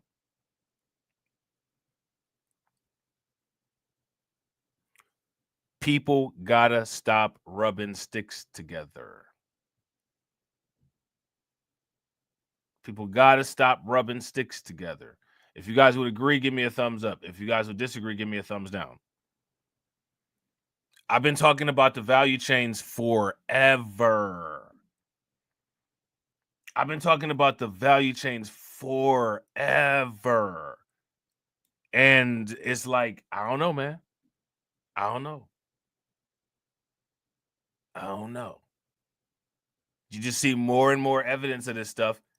And it's like the more and more evidence of it that you see, the more and more people just are bewildered in confusion. It's a bizarre phenomenon. It's bizarre. But in general, the wall will be up. Have you had contact with the Trump administration at this point? Have they taken you up on the offer to take this land? What is that status? I think they're very busy right now, weighing all their options and getting their plan put together. But we're just here. Our message was sent. We're happy to be a good partner, and we're just waiting to hear back from them any way we can be helpful. So you guys have not heard back? Not an official, yeah. Why wasn't, I know the governor has another meeting to go to today with Tom Homan and whatnot. Why wasn't he here with you guys today to kind of announce this and continue his operational authority? I'm not sure. Is there a goal for the Trump administration to reimburse you guys for this $3.8 some odd million as well as? Well, I think it would be fair for the Trump administration to reimburse Texas what we have spent on the border wall for sure, as we have been standing in the gap for the last 4 years while the Biden administration has been abdicating their constitutional duty to protect our border. The state of Texas has spent billions and billions of dollars. So you're hoping for that back as well as the money that you guys are spending on this wall and the $3.84 million ish on the land and whatnot. I wouldn't expect them to pay me back for the property. You know, we're going to own it. We're going to continue to generate revenue for the school children of Texas. But I do think it's fair for the federal government to pay for what they should have been doing the last 4 years. And you mentioned leasing the property. So does that mean you'll be, letting the Trump administration use it while they pay you for the property? Or yes. Look, shout out to Brooklyn Queen. Brooklyn Queen asked a great question. Brooklyn Queen said, I still don't know why they're not using facial recognition for the undocumented. Now, I'll tell you what, most times when people ask a question, the answer to the question that they ask is always in the question. So if you ask me, most people technically don't have questions. Most people have an association, quote unquote, omission, right? So now why am I saying that? I'm not saying that to pick on you, Brooklyn Queen. I'm just saying that to say this. If there's no documentation or no record, what face would the AI recognize? That's the problem with undocumented. There's no record. So the only way you could not be recognized is if there's not a face in a database. And most of these people, there's no biometric information on them anywhere. So if there's no biometric information on them anywhere, then there's no database for AI to be able to scan any type of image and say, okay, this is this person. This is one of the reasons why there's so few statistics on any of these people. This is one of the reasons why there's so few records on these people. This is one of the reasons why they keep these things as simple and as with as few details as possible, so they can say, well, these statistics don't exist. See, we just don't have the information. We just don't have the information. Once there's an information trail, then it gets harder to be able to deny certain known information. But as long as we just act like this known information, it's the same thing people do on YouTube. You know, so they act like they don't know certain stuff, and they know, right? Just so that they can say, "Well, I didn't know, or I wasn't a part." It's purposeful omission. You know what I'm saying?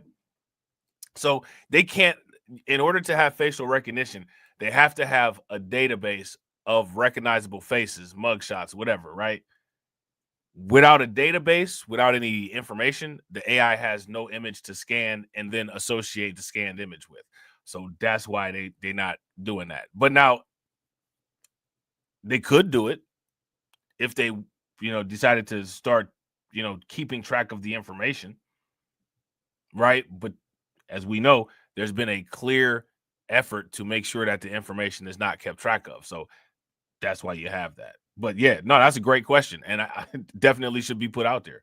You know what I'm saying? Shout out to Patrick. What's good with it, bro? So we generate revenue for the school children of Texas. So we do that through ground leases very commonly. Gotcha. This is kind of the tip of the iceberg for you guys. How exciting is this day to kind of tell everyone what the grand plan is? When I ran for this office, I said we'd be the tip of the spear for defending Texas, oil and gas, our border, and our history. And it turns out that's the case. Thank you so much. Yeah, thank Appreciate you. It. Appreciate you. Yeah, y'all. All right, so there's that, right? So now we've talked about this razor wire issue before, right? And we're gonna take a quick look at it again. But at first, there was a battle that was going on, right? There was a battle that was going on, and that battle was Operation Lone Star, right? And the whole purpose of that battle was to see whether it was constitutional for Texas to put up razor wall along the Texas parts of the southern border as part of Operation Lone Star.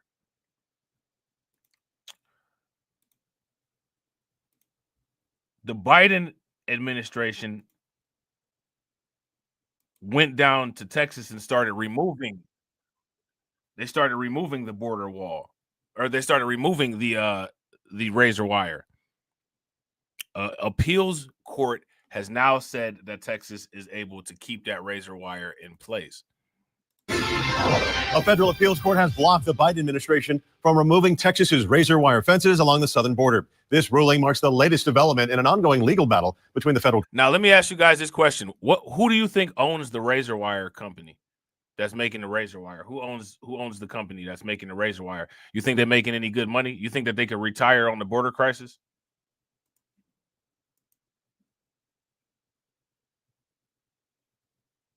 Let me ask you guys this question. All the money that's being spent on the border wall, all the money, the contract, the I-beams, the metal, where's all that money going? Is anybody in the comment section getting any of that money? Does anybody own one of those businesses or own stock in one of those businesses that's contracting the border wall? Who owns those businesses? Who are the businesses? What about the razor wire company? Government and states over border security. CBS Austin, Jamal Kennedy joins us live outside the Texas State Capitol tonight. Jamal, how are Texas leaders responding to this significant ruling tonight? Well, Texas leaders are saying that this decision is a huge win for the state and border security. This is an unprecedented attack on our country. Texas Governor Greg Abbott made this statement to Operation Lone Star agents yesterday in Eagle Pass. Today on the social media platform X, he was celebrating a ruling given from the Fifth Circuit Court of Appeals, siding with the state to keep its razor wire fences along the border. To deter, to deny illegal entry into our country, to help deal with the consequences of it, to make your state more secure. The ruling says the state is in. Right. Now, shout out to Patrick. Patrick says, I've been seeing this about these W-owned business and contractors that people are making a killing. Now, here's my question.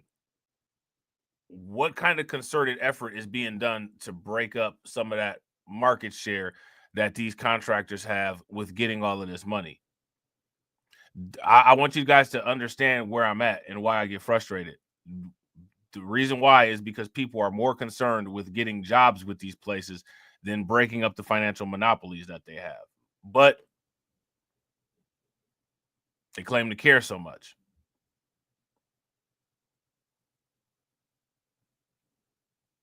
When people start to understand that fighting for a job is pointless, fighting for market share is everything, things will start to change. But you guys see there is a total opposition and a total resistance to that mind state. If you guys would agree, give me a thumbs up. If you guys would disagree, give me a thumbs down. There is a total and 100% opposition and a total and 100% resistance to that mind state. And as a result of that resistance, as a result of that opposition to that mind state, the hamster wheel continues to turn. You know what I'm saying? Like it is what it is.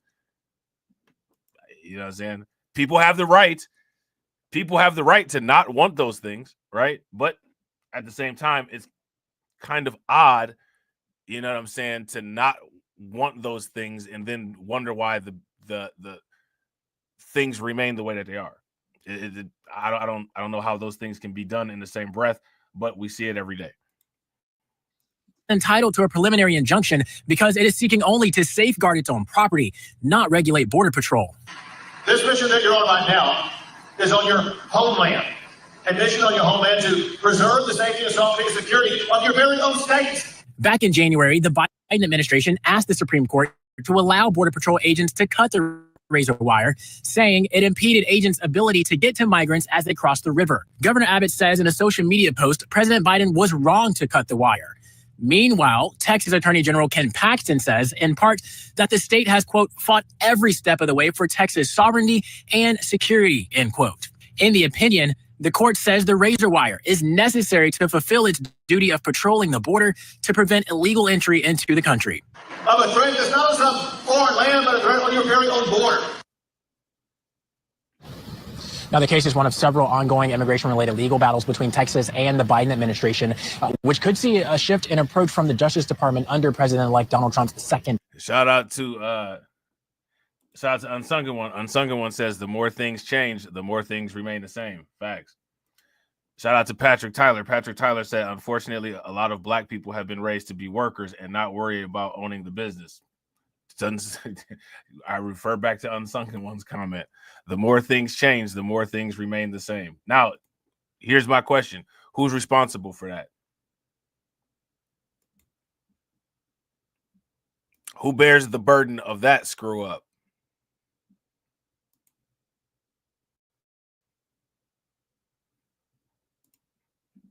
You know what I'm saying?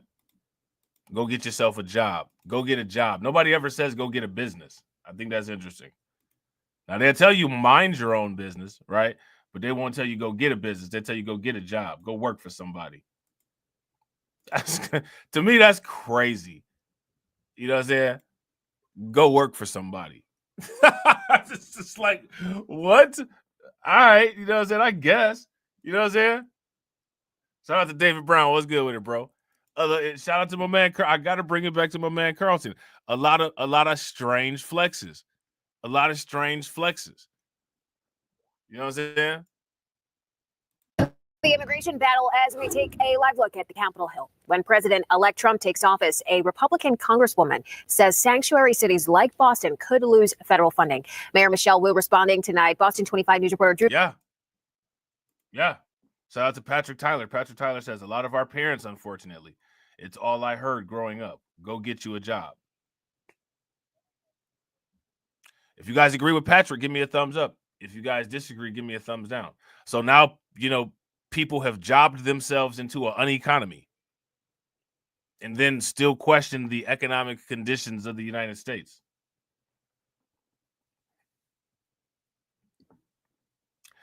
This is what my parents told me. This is what my dad told me. My dad told me, if you want money, you're going to have to get money. How you get money is 3 ways. You either get a job, you make your own job, you make your own business, or work for yourself. You know what I'm saying? So he laid it all out. You know what I'm saying? He laid it all out. And he was like, and one thing that you got to understand is that when you go to work, for the amount of time that you're at work, they own you for that time. Which is why you get paid for that time. You're theirs. You're their property. You know what I'm saying?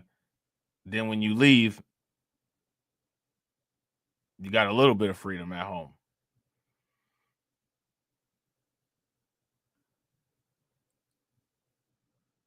Now, what's interesting about this, right, is that especially on YouTube, you would think that shout out to TD Media Group.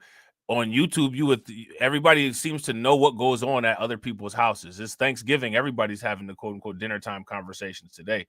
Now, all of the people who always know what's going on with all these other communities, my question is, when it comes to the business aspect of other communities, what are they being told at their table right now? You think they're getting told to go get a job, or you think they're getting told, well, you're 18 now, you know what I'm saying? You're going to have to figure out what you want to do with dad and grandpa's business. You know what I'm saying? Shout out to TD Media Group. TD Media Group said, if you want money, start a YouTube channel with Robb and then don't pay him. Facts. Me and TD do business different, right? You know what I'm saying? See, you'll get your paycheck from me before the 21st. You know what I'm saying? With TD, you know what I'm saying? You know what I'm saying? you might be able to qualify for welfare a couple months. You know what I'm saying? Shout out to Patrick. Patrick said Robb made a good point on the previous stream, which was if we had our own businesses, we could hire our own people. I mean,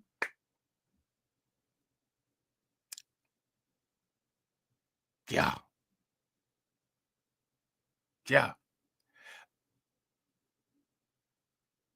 Here's let me ask y'all this. If people have an expectation of quote unquote racism of other people, why do people then have an expectation of like them sharing resources and hiring them? To me, like that's just I don't understand the mind state. They're racist. They don't like us. Why won't they hire us? That is a crazy thing to have bouncing around inside of your head, if you ask me. That's crazy. That's crazy. If I was a psychologist and somebody sat down on my couch and I said, I'm having this existential crisis, and I asked them, well, what's the existential crisis? These people are racist, yet they won't, play with me. I'm going to kind of sit there and look at them for a minute. I'm going to have to go to the secretary. We're going to have to change the billing on this one because this isn't going to be a long appointment at all. I think I can get this one wrapped up in about 30 seconds. You know what I'm saying? Yeah, I wouldn't disagree. Shout out to TD. TD said we literally have all the resources we need to build and choose not to. Facts. I would not disagree with that one bit. Now, building is completely different than a world takeover or completely changing the entire global dynamic. Building is completely different than that, right? Those aren't synonymous. So, somebody will take TD's comment and say, TD said that we have all the resources to be able to combat white supremacy. Like, nobody said that. Nobody said that. Building and quote unquote overthrowing a dictatorship is two completely different things.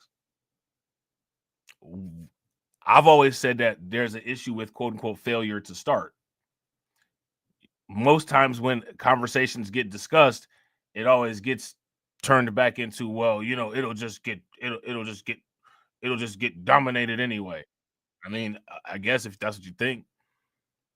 But at the same time, if you automatically come to that default, if you come to that determinant automatically, I would say that that is a domination.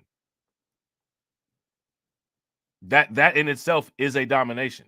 You're so dominated to the point that you think that any solution that you come up with is outside of the realms of being capable of beating your opposition. That's an automatic domination. You've already self-submitted. And that's the reality of it. You know what I'm saying?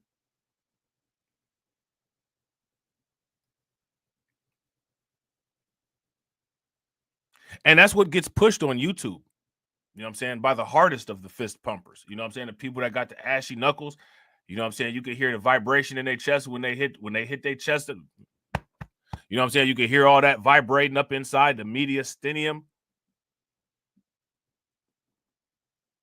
They hit their chest so hard until you will never get it done because, you know what I'm saying? Like, it's just the greatest suppression system on the planet. I mean, you know what I'm saying? Like, I don't think so. I don't think it's the greatest suppression system on the planet. I don't think anything's great about WS. You know what I'm saying? But if you say that you don't think the WS is the most, you know, challenging thing, somehow if you don't give all praises to WS, you're off code. You know what I'm saying? Somehow you off code. Somebody make it make sense. If I sit there and say, man, we could beat this thing easy, and somebody else, it's the greatest thing since peanut butter and jelly sandwiches. Like, really? I don't think that. But sure, okay. You know what I'm saying? I guess you do. You know what I'm saying? shout out to Leonard. Well, then, you know what I'm saying? Like, I guess that's an automatic L, right? Because you're not even going to get in the arena. Thank goodness Buster Douglas didn't think like that. You know what I'm saying? If he had a thought like that, he'd have never knocked Mike Tyson out. You know what I'm saying? No wonder certain things never got knocked out. Certain people think in certain kind of ways, I guess. Drew Caritas, what did Mayor Wu tell you? Rachel, Boston Mayor Michelle Wu says Boston is in tune with following the laws associated with federal funding, as we're hearing more threats that sanctuary cities could be on the chopping block for not aligning with Trump's immigration vision. If these Democrat governors and mayors want to use their federal dollars and they want to use this funding to harbor illegal criminal aliens, then yeah, we're coming after their money. Marjorie Taylor Greene, she's increased her jaw mass by like 30%. Can you guys tell? It looks like she's done this interesting workout that they tell you about at physical therapy, where they tell you to chew on 2 stress balls way back in your mouth, like by your molars, to get your jawline popping like that. You know what I'm saying? And they don't deserve a single penny of it. Georgia Republican Congresswoman Marjorie Taylor Greene is outlining the cuts she envisions, targeting more than 100 sanctuary cities across the United States as the incoming chair of a newly created subcommittee that will focus on lowering federal spending. The city is always moving where we can to follow the laws associated with any federal funding. Boston Mayor Michelle Wu is not wavering. Now, how are you gonna move in a certain kind of way to be compliant with federal funding if they're telling you that sanctuary cities are going to start getting cuts in the funding? Like, you know what I'm saying? And shout out to TD again, because TD had actually mentioned this in one of his streams. Don't you wish that the government actually like had our backs like this? Wouldn't that be nice? Like, wouldn't that be amazing? How many people wish the government would actually have our backs like this? If y'all wish the government would have our backs like this, give me a thumbs up. If y'all don't, then give me a thumbs down. Shout out to Patrick. Patrick says the only jobs we need to be pushing today is for kids needed for professional training, like for doctors and engineers. And they need to be trained to be able to go into business with each other and create and build businesses and networks and not go into blue chip businesses. Every child that is born today needs to be born into a family of families who have business networks, who their entire purpose is to decrease the market share of every single blue chip company in the United States. Next generation start on the S&P 500. Cryptocurrency. But this would see the problem is the fear of control, right? And people fear control. At that point, when you become competitive, failure or success is totally and undeniably on you. And people fear the incapability of being exposed to either be able to compete or not compete. And fear is a restriction. These things are not difficult at all. Not difficult. And most media tries to divert people's attention away from these type of things. If you guys notice, the people with the most knowledge of their families, the past, like people that got like all the family records, those are usually rich people.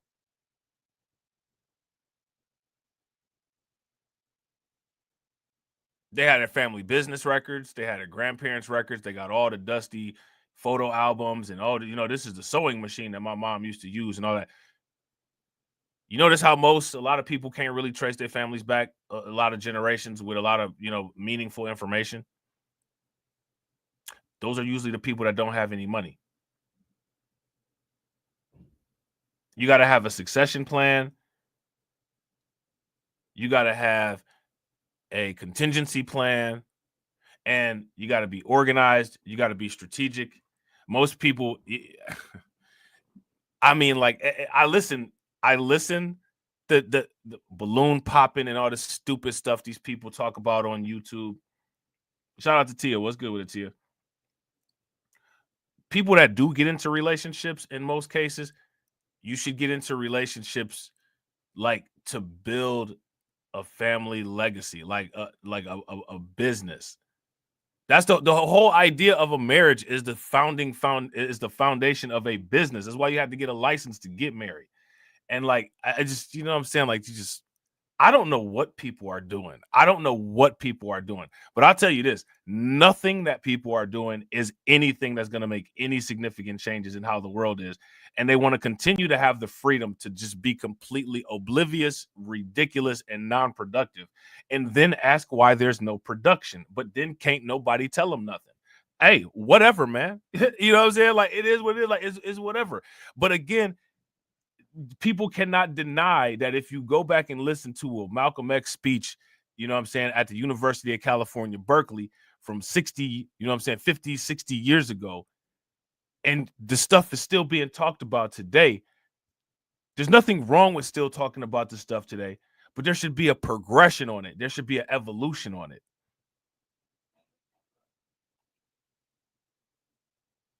I would go as far as to say that anybody that has a quote unquote meaningful voice has contributed to the stagnation of evolution or the de-evolution of where intellectual conversations to move society forward are today. They're responsible. If you're a thought leader and we're still at the starting line, and then that's what it is. I ain't mad at it, Khaled. I ain't mad at it. This is what people need to know. People shouldn't even be thinking about trying to do anything to contribute to any of these businesses.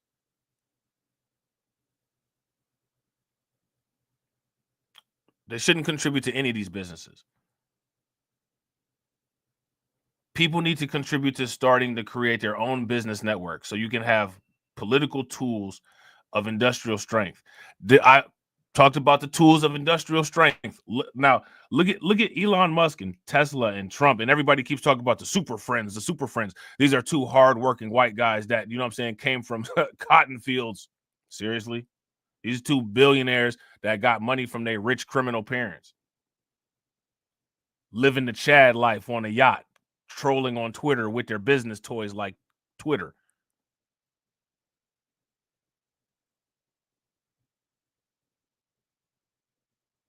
You know what I'm saying?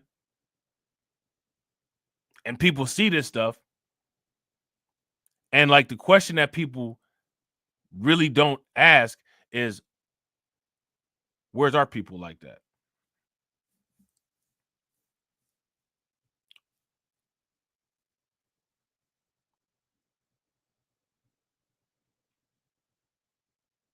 Nobody even thinks like that. And it's irritating to me that people don't think like that. Like Elon Musk and Joe Rogan, they all playing around, joking around with the idea of buying MSNBC, right? How many of y'all mans out there is playing around with the idea of buying Roland Martin's network? Or how many of y'all mans out there is playing around with the idea of buying the National Action Network from Al Sharpton and just playing around with it? I'm going to buy this from Al Sharpton. I'm going to use this for me.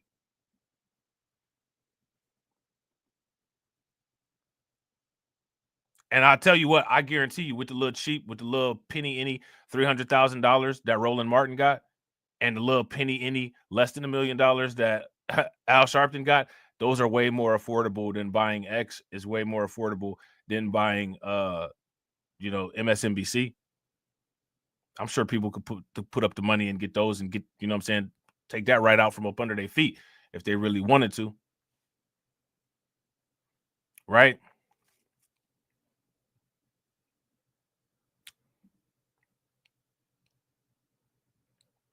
They say culture is downstream from politics. Actually, they don't say that. Only one person said that. Andrew Breitbart. But then, like, people will repeat it, and they'll say it, and then the world just continues to turn.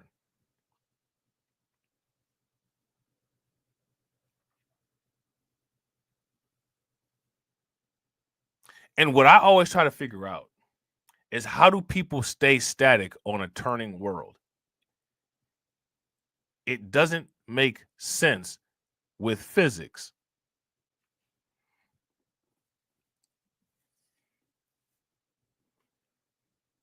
Shout out to Patrick. Patrick says, well, not to make excuses, but let's also remember that the government backed a lot of these W businesses. Well, the government backed a lot of those businesses when there was a government. A lot of these businesses got built before there was a government too. And at the same time, remember, the government was the first wave of the migrant invasion that created the country. And the country is also built to be antagonistic towards us. So if you ask me, right, people always say that we should remember that, but I don't think that people actually do remember that, because if people remember that, then people wouldn't constantly need to remind themselves about the fact that the parameters aren't fair and that we have to do other types of tactics. I think people, and when people say remember this, people say remember this as my parachute for either not doing it or for failure. Because see, like, I ain't trying to be funny, but see, like me, like I'm out in the world. I'm out and about every day. Like, I see these things in real time, right? I don't need any reminder of what goes on. You know what I'm saying? I walk past boards of directors all the time. I walk past chair people offices all the time. I see the photos and all that. I see the paintings. You know what I'm saying? I know exactly, you know what I'm saying? I see these people, you know what I'm saying, military veterans from World War II and all that got together and starting these businesses and all this stuff. You know what I'm saying? So I definitely know that. And then before, like with the AT&Ts and the Teslas and all that, even before that, bro, you had the plantations, government subsidies, the banks, government subsidies, the bank bailouts and all that. We already know that. Here's my question, though. My question is, what does that do as far as what we got going on? That's my question. You know what I'm saying? We got to be able to use those things, put those things together, and, you know what I'm saying, come up with solutions where we can fund what we got going on and build off of that. You know what I'm saying? Now, shout out to Patrick. Patrick said, Rob, people stay stagnant because most people are shit. It's only the minority of humanity that has ever brought about change. I agree 100%. If you guys agree with Patrick, give me a thumbs up. If you guys disagree, give me a thumbs down. So then, knowing that fact, we have to ask ourselves the question, the things that we have been conditioned to expect, are they realistic? Is that realistic? We're going to all hold hands and have a utopia? No. It's not realistic. It's not realistic.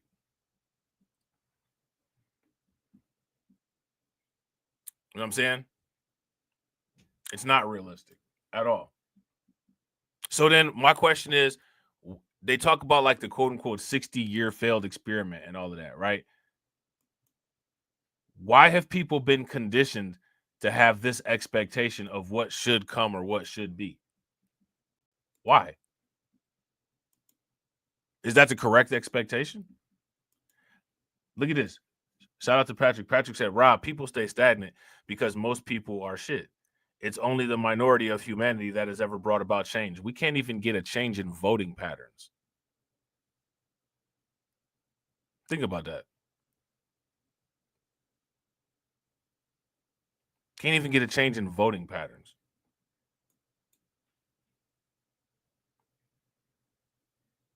Think about that.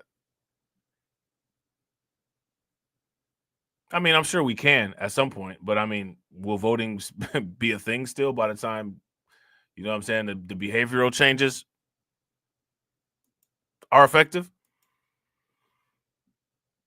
We got people out there that think that the stuff that we're talking about here is just completely foreign and coonish.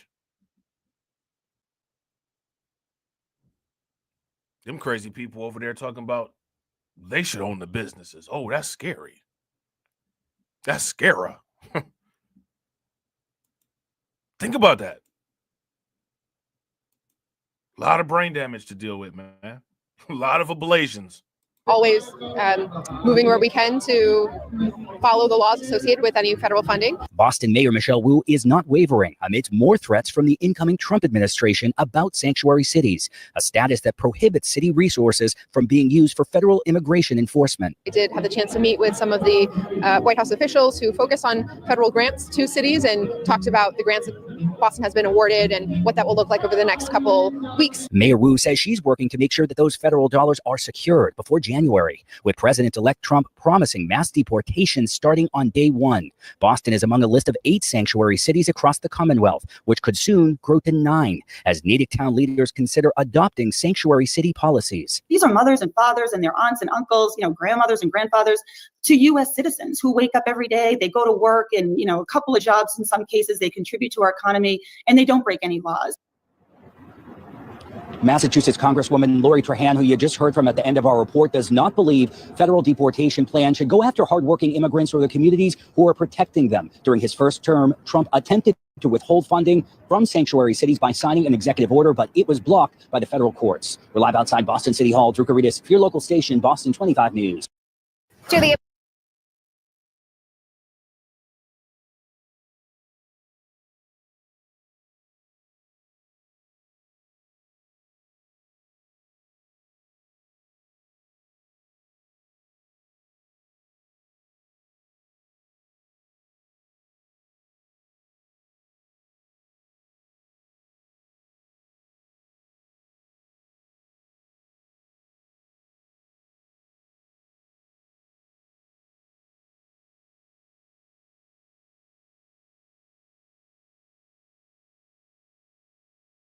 Shout out to Patrick. Patrick said, to play devil's advocate, there was a black-owned engine manufacturing company back when Ford took off and hired them to build engines. WS burned it down and deleted 2 of the 3 brothers that owned it. Now, here goes my question, right? Are you guys able to hear me? You guys able to, if you guys can hear me, give me a thumbs up. If you guys can't hear me, give me a thumbs down. Isn't that the story that happens all the time?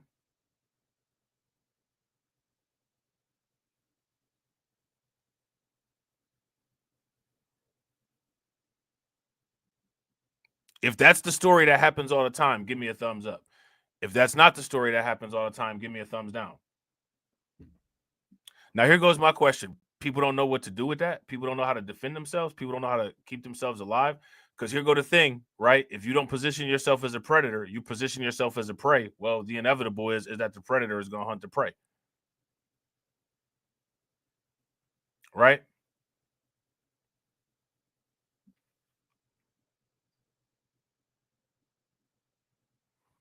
Now, shout out to Pat. Now, here go the thing. The government is not there and is not going to protect the business. It's not there. The government's not there to be our bulletproof vest. The government is there to be the other guy's bulletproof vest.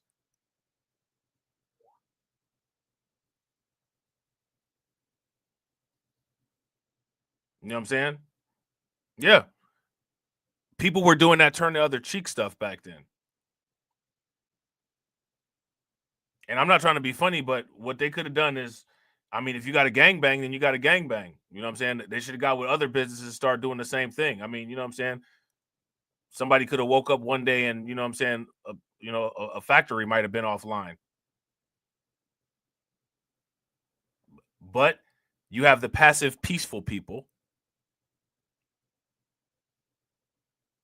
that don't really want no problems, just want to be left, just as has been said so many times, just wants to be left alone. And then you got the people that's willing to go for blood. If you ain't willing to go for blood, then somebody's gonna drink your blood, and that's just what it is. And what this shows me, this is that whole he's hitting me, it's not fair thing. Nobody cares. Nobody cares. Get gully. You know what I'm saying? I mean, if you ask me, the solution to that type of thing is in drill rap. So that means that people know what the solution is. I don't be like, I'm not trying to sound messed up, man. I don't be, hey, you know what it is, man. Listen, you got to have you some crosstown friends and some chapters over here, some chapters over there. You got to know how to blow down on people. And if you ain't going to blow down on people when somebody blow down on you, hey, they hit me. Ain't nobody trying to hear that, man. It's a doggy dog world. It's a man's world, like James Brown said. They hit me.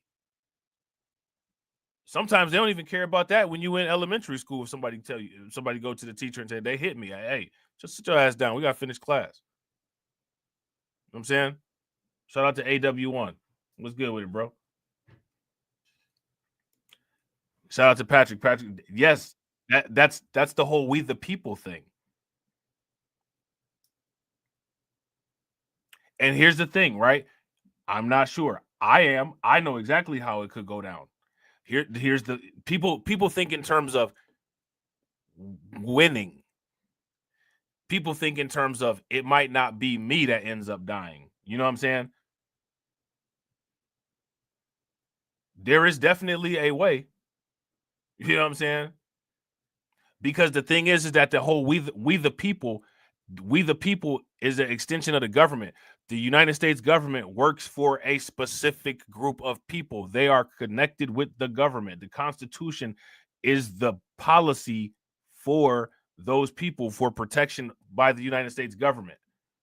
You know what I'm saying? So people got to know that and understand that. And then you got to be able to set up, okay, I got to set up systems that protect me from that. And this is what I'm saying. Resistance to organization, lack of organization, deflection, and not wanting to deal with what's right in front of you. These are the reasons why people continue to fall to the same pitfalls. Now, if people still made cars that didn't have airbags, people would still be dying in car accidents the way that they do. But because there's innovation, people have said, you know what, if we put airbags in the passenger side and the front and the side doors, then maybe people will survive bouncing around inside of the car. So there was an elevation. No, people continue to do these unprotected things and then get ran up in, and they ran up on me. They ran up in my shit. They ran up and took my stuff. Hey, you know what it is? Why didn't you run up first? You know what I'm saying?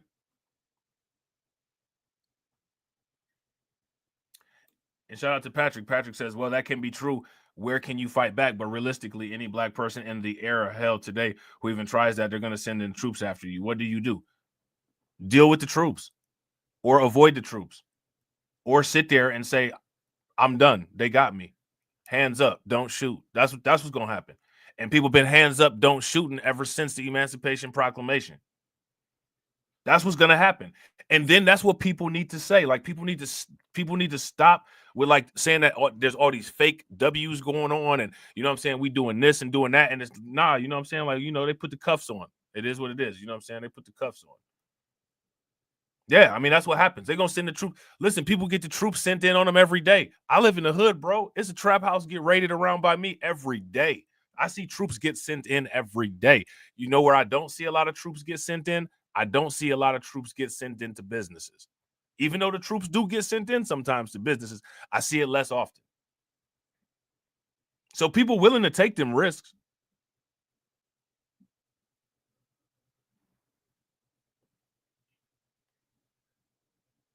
No, I never said it was easy. I never said it was easy, but I'm not gonna sit here and say, "Oh, we just can't do it." Bro, I'm telling you, bro. I'm 6 feet tall and I weigh 170 pounds, and I'm telling you, I will have no problem stepping to an 8-foot person fighting them. Hey, it just might be what it might be. I might be on a ventilator in the ICU, but you're not gonna sit there and say you just had me punked and going around. You know what I'm saying? Yeah, I do think that. And why do I think that? Because this is what everybody says. We fought in all the wars that they told us to. So if we fought in all the wars that they told us to, then somebody got some military experience. And I don't understand why we're assuming just making a business would create some kind of quote unquote immediate military action. It might happen sometime down the road, but immediately. You know what I'm saying? I start a small tech company. I'm gonna immediately have the Gestapo right there. I don't think that's how that's gonna go down. Me personally, I'm about no excuses. I'm about intoleration of any excuses. This is one of the reasons why I will never be a manager. I will never be a supervisor. They talk about Trump being authoritarian. The only person that I feel that I have the right to be that authoritarian over is myself with my expectations, which is one of the reasons why I would never put somebody into that position of being, a subordinate of mine at a job, because I know I would be unfair. I know I would be a ridiculous boss. I would be ridiculous. It would be worth it. Everybody would be eating good. Everybody would have great bonuses. You know what I'm saying? Brand new cars, Airbnb popping. But the stuff that I would expect of people, yeah, I'm going to push them to the max. You're going to push that last bench press up until you hear the muscle fibers in your chest crack. And that's it. Then you did it. You know what I'm saying? Now, Patrick asked this question, and I think it's a good question, right? It's worth addressing. You think Black Americans can take on the U.S. military? I don't know why we would have to do that in the immediate. You know what I'm saying? But yes, I do. Yes. I think that we can. I think that we can do anything. And the reason why I think that we can do anything is because I've listened to plebiscite babble for years say that we're just the most capable, amazing, invincible, unstoppable, civilization building people in the entire world. So if we have all of that in our DNA, then that means that we should easily be able to deal with the U.S. military. So yes, I believe that. Dr. Claude Anderson said we're special. I believe Dr. Claude Anderson.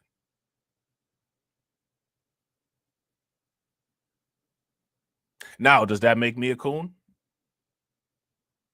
Or does it make me a coon if I say the U.S. military is backed by WS, the greatest force in the world that can never be defeated by anybody? They've had rule and domain over the planet for the last 6,000 years. Which one makes me a coon?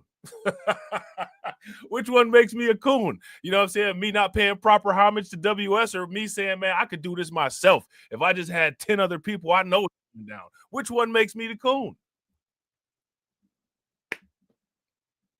You know what I'm saying? I'm just saying. You know what I'm saying? We living in the, you know what I'm saying? We living in the alternate universe where, you know what I'm saying, things is looked at as different these days. You know what I'm saying? So, you know, the dude that's sitting here saying, man, we got this in 2024, that's the coon. You know what I'm saying? The guy that's sitting there saying there's no way we can stop, you know what I'm saying? We can never stop any of this stuff because look at our arms, they're flimsy. Look at our legs, they look like chicken bones. You know what I'm saying? We've got no power. You know what I'm saying? Like, that's the person that's keeping it real. I guess. I don't look at myself and see a weak person in the mirror though. So I can't perpetuate that lie. I know for a fact I've had all the odds stacked against me in many situations in my life. And a lot of times I beat them down. Sometimes I took an L, you know what I'm saying? But like Big Sean said, but tonight I bounced back. You know what I'm saying? And usually the bounce back, that's the bounce back that take you over resistance, like Bitcoin. You know what I'm saying? Something else that's off code, right? Shout out to Unsunken One. Unsunken One said, Rob, remember the high-level military training is reserved for the psychologically aligned coon, i.e. Christopher Donner. You know what I'm saying? A shout out to Patrick. Patrick said, well, today is different, Rob. Of course you can start a business. But so here's my thing. Why are we fighting an impossible situation? If people believe that this situation is impossible, why are people spending more time attempting to I won't call it dealing with WS, I guess, but why are we spending more time discussing WS if we've already deemed it as completely impossible? Everybody except me, you know what I'm saying, is willing to go knuckle up. If we've already made this decision, why are we spending more time talking about this than we are trying to, I don't know, like jump up and touch the atmosphere? Clearly, everybody's mind has been made and everybody's been convinced. I'm saying it's impossible. So I don't. Why is there so much interest in the discussion?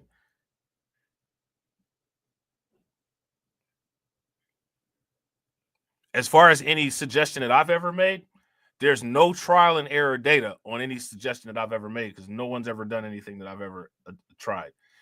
I always talk about the blockchain and, you know, creating ecosystems as far as like online communities and different things like that.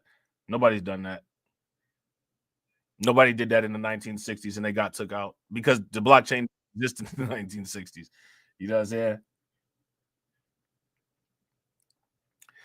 Me personally, and here go the thing, and shout out to Patrick, my mind state doesn't work like that. My mind state is never on what am I going to do if somebody gets mad at me, because I don't care. My mind state is people better not piss me off. I don't have that. I don't have the mind state of running around in fear. I don't have that mind state. I'm a person that has a true, probably very problematic risk aversion issue and an authority issue. I've always said that. You know what I'm saying? So, you know, I'm never, I don't care about quote unquote getting in trouble. That's not something that I consider doing stuff because I want to test my capability, or because there's a end goal in it. I don't getting in trouble. I don't care about getting in trouble. I'm not going to get in trouble. I don't care about getting in trouble. I don't care what somebody else thinks is trouble. I'm the trouble. You know what I'm saying? I'm the trouble. I don't understand how people get into that mind state of like they're running scared from people. I can't do it. You know what I'm saying? I can't do it. Patrick says, well, today is different. Of course you can start a business and no troops are going to show up. The whole point is back then was to handicap. We know that, right? We know that. And we're here now today. We can't turn back the hands of time. However, the things that were done in the past should be used as a learning curve. So for me, right, this is what I be talking about. I don't understand why people continue to talk about the past when they don't apply shit from the past in the present anyway. Where is anything from the past? Where's anything from the past? Apply that in the present. No one even wants to do shit. You can't even get half of these people to even take cryptocurrency seriously, blockchain seriously, AI seriously. Everybody still wants to turn a dial on a phone and on a television and then tell, you know what I'm saying? And then tell people about something that went on in 1960. We got whole new threats. This is what I'm talking about. People are still in the past so much, we can't even deal with the whole new threats that we got. Now, see, what I find fascinating about this conversation is we talking about a business, right? Man, you don't think that these Discord boys, you don't think that these 4chan boys, you don't think that these online hackers are digitally run up in your business and shut down your mainframe, or, you know what I'm saying, doing stuff like that? We still talking about old school with the torches and pitchforks kicking in the musket. This is how far behind people are. You know what I'm saying? This is how far behind people are. All you got to do is run up in somebody's, you don't even have to run in the door. You know what I'm saying? Like, you could use an internet gateway and run up in somebody's business. You know what I'm saying? So, like, as far as like the methods of quote unquote burning down businesses, we're not even talking about like actual methods that could possibly be used in today, because with the rest of the world evolving, there's other methods of ways that businesses could get shut down. Like somebody that don't like me, you know what I'm saying? Like they could just, you know what I'm saying? Like do a DDS hack or something like that. Now, you know, if we didn't think that we didn't have a lot of military soldiers and stuff like that to be able to protect them engineering businesses like back in the 1960s, man, what type of army of hackers we got to protect databases and mainframes at a business that we might have? Seriously. You know what I'm saying?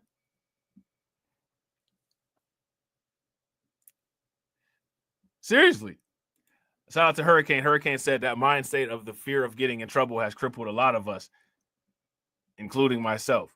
I hope that enough of us wake up to the realization that this mind state doesn't work. Unfortunately, Hurricane, you and I, we know the answer to that, bro. We talking to ourselves.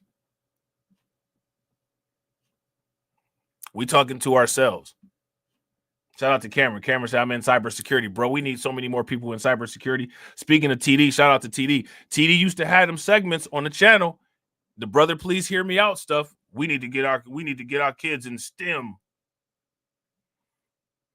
Didn't nobody watch the videos? Stop doing it. What I find fascinating about the hypocritical stuff on YouTube is people will criticize TD for supporting Trump. Right? I don't criticize TD for supporting Trump because I know why TD is supporting Trump. And I've always said I'm not the vote police. So if you support who you support and you got logical reasons and a logical basis to do it, then do it. If you follow TD's channel for as long as he's been doing content, stayed right on the line with the migrant crisis, literally makes sense, right? However, what about brother, please hear me out? What about brother, please hear me out? Sometimes, you know, because I got a wrench in there, I'll see people, you really, you know what I'm saying? You really banging hard for Trump. I remember when TD was banging hard for black people to be in AI and STEM. I remember that. I remember when he was banging hard for black people's kids, you know what I'm saying, to get them resources that he used to put on the channel.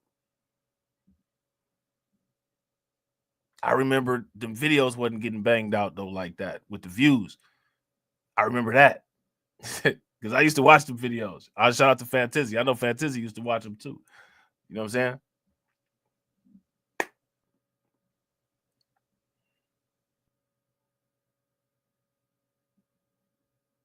People got to come to a reckoning. And the problem is that people don't want to come to a reckoning.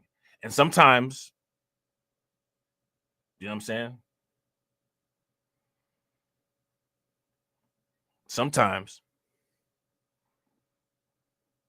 Well, here's the thing. Why not? Why not, bro? Why not sound it's not about sounding defeatist. It's about reality. If you ask me, giving a false sense of security is more defeatist than being real about something. We don't have a chance in hell. If somebody told me that, okay. All right, we don't have a chance in hell. Well, guess what? It's a gamble. We about to try it anyway. People win the lottery every day. It might be us today. You know what I'm saying? Defeatist is only defeatist if you allow it to be defeatist. I don't know if anybody is aware, but with all the statistics and, you know what I'm saying, all of the with all of the statistics and all of the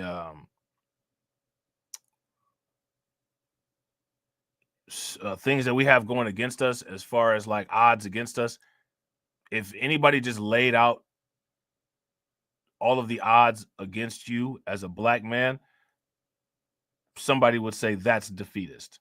But here you are. Here I am. Here Cameron is. Here Hurricane IQ is.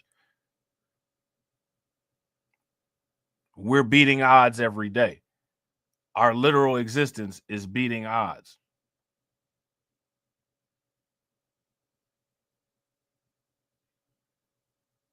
The planet beats odds every day. Sometimes you don't. It is what it is.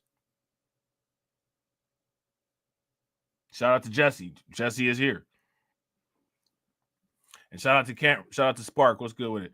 Cameron said, point is we need to think like think tanks, discover the traps and pitfalls they have in place, and when we make progress. Bro, shout out to Cameron, because Cameron been around for a long time. What have I been talking about, bro?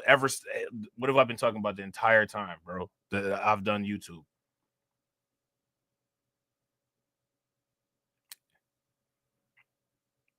And this is what I'm saying. This is how you know. This is how you know. People don't want what they say that they want. There's nothing wrong with us putting that in people's faces, because that's not a reflection on us. We want what we say we want. We've been saying this stuff. We've been talking about this stuff. We've been hitting on these same points for years. You see how it's done. We've seen how it's done. I mean, how many political cycles have people lived through? They see the same thing on repeat each time, and yet and still you mean to tell me that people can't pick up on something and start putting things in different pieces together?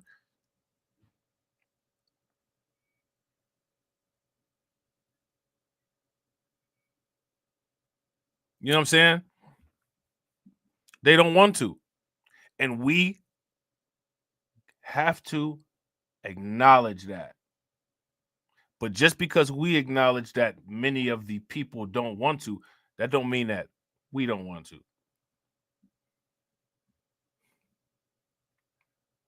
We will continue moving forward. And when we see people, you know what I'm saying, just hit them with the Kendrick Lamar, you know, they're not like us. Y'all sitting over there talking, oh, y'all not like us. We just made, you know what I'm saying, we just made $2.9 million off a degenerate crypto play. Y'all not like us. You know what I'm saying? Like, y'all, I don't know, y'all still over there talking about some dollars and stuff like that. Michael Saylor said people that use fiat, they poor. You know what I'm saying? Y'all still going, you know what I'm saying, playing with them dollars. You know what I'm saying? Shout out to AJ. What's good with it, bro? Yeah, AJ says the lie is more entertaining than the truth. Facts. Facts. How many people agree with Cameron? Cameron already know. I agree with this 110%. The point is we need to think like think tanks, discover the traps, pitfalls that they have in place, and when we make progress. Yeah. That takes too much work, though. I want you guys to pay attention. See, when we get into this stuff, and shout out to Patrick. Patrick, a lot of times, no offense to nobody, but Patrick be my favorite part of the stream because he be engaging. You know what I'm saying? But, like, this is the part, like, people don't like this part. Oh, I can't handle it.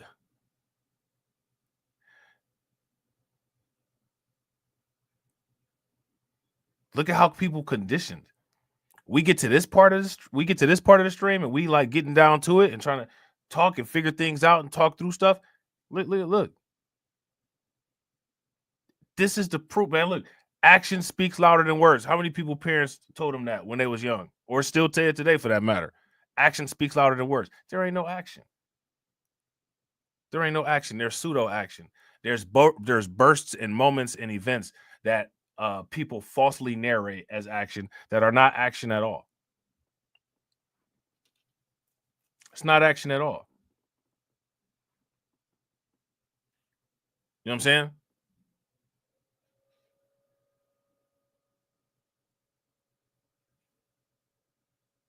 crazy, man. It is crazy. I told y'all, people love to be gaslit. People love to be gaslit. Look at this dude. Democrat mayors vowed to thwart Trump military deportations. So you mean to tell? I want you guys to these. And again, this is what I'm saying about how the Democrats somewhat foster the culture, right? These people are literally saying, I'm going to stop you from getting to these Tren de Aragua members. Like, what? Your police are not doing it, right? Like, the police are not doing it. Oh, yeah, shout out to Hurricane. Facts. Perfect example right here. Oh, absolutely, bro. Yeah. Go, yeah, and bro, as far as anybody dropping any link for anybody that is an affiliate or a friend of mine or the channel, you don't have to ask permission. Just go ahead and drop it. TD, Moxie, Grind and Motivate, THPP, Keep It 100, Black Men Being Brutally Honest, you know what I'm saying? Torian, Kid Gravity, you know what I'm saying? Jesse, you know what I'm saying? You know what I'm saying? Anybody that, you know what I'm saying? You know, anybody that I'm cool with, man, do that. AB Promotions, make sure y'all, you know, whatever. Now, you know, if it's you know, if it's somebody outside of the circle, you know what I'm saying, you know, we might have to have a little tribunal about it. But if it's somebody that's part of the fam, yeah, you know what I'm saying, go ahead. TD got a wrench in here. Absolutely. We start with a battle at the border.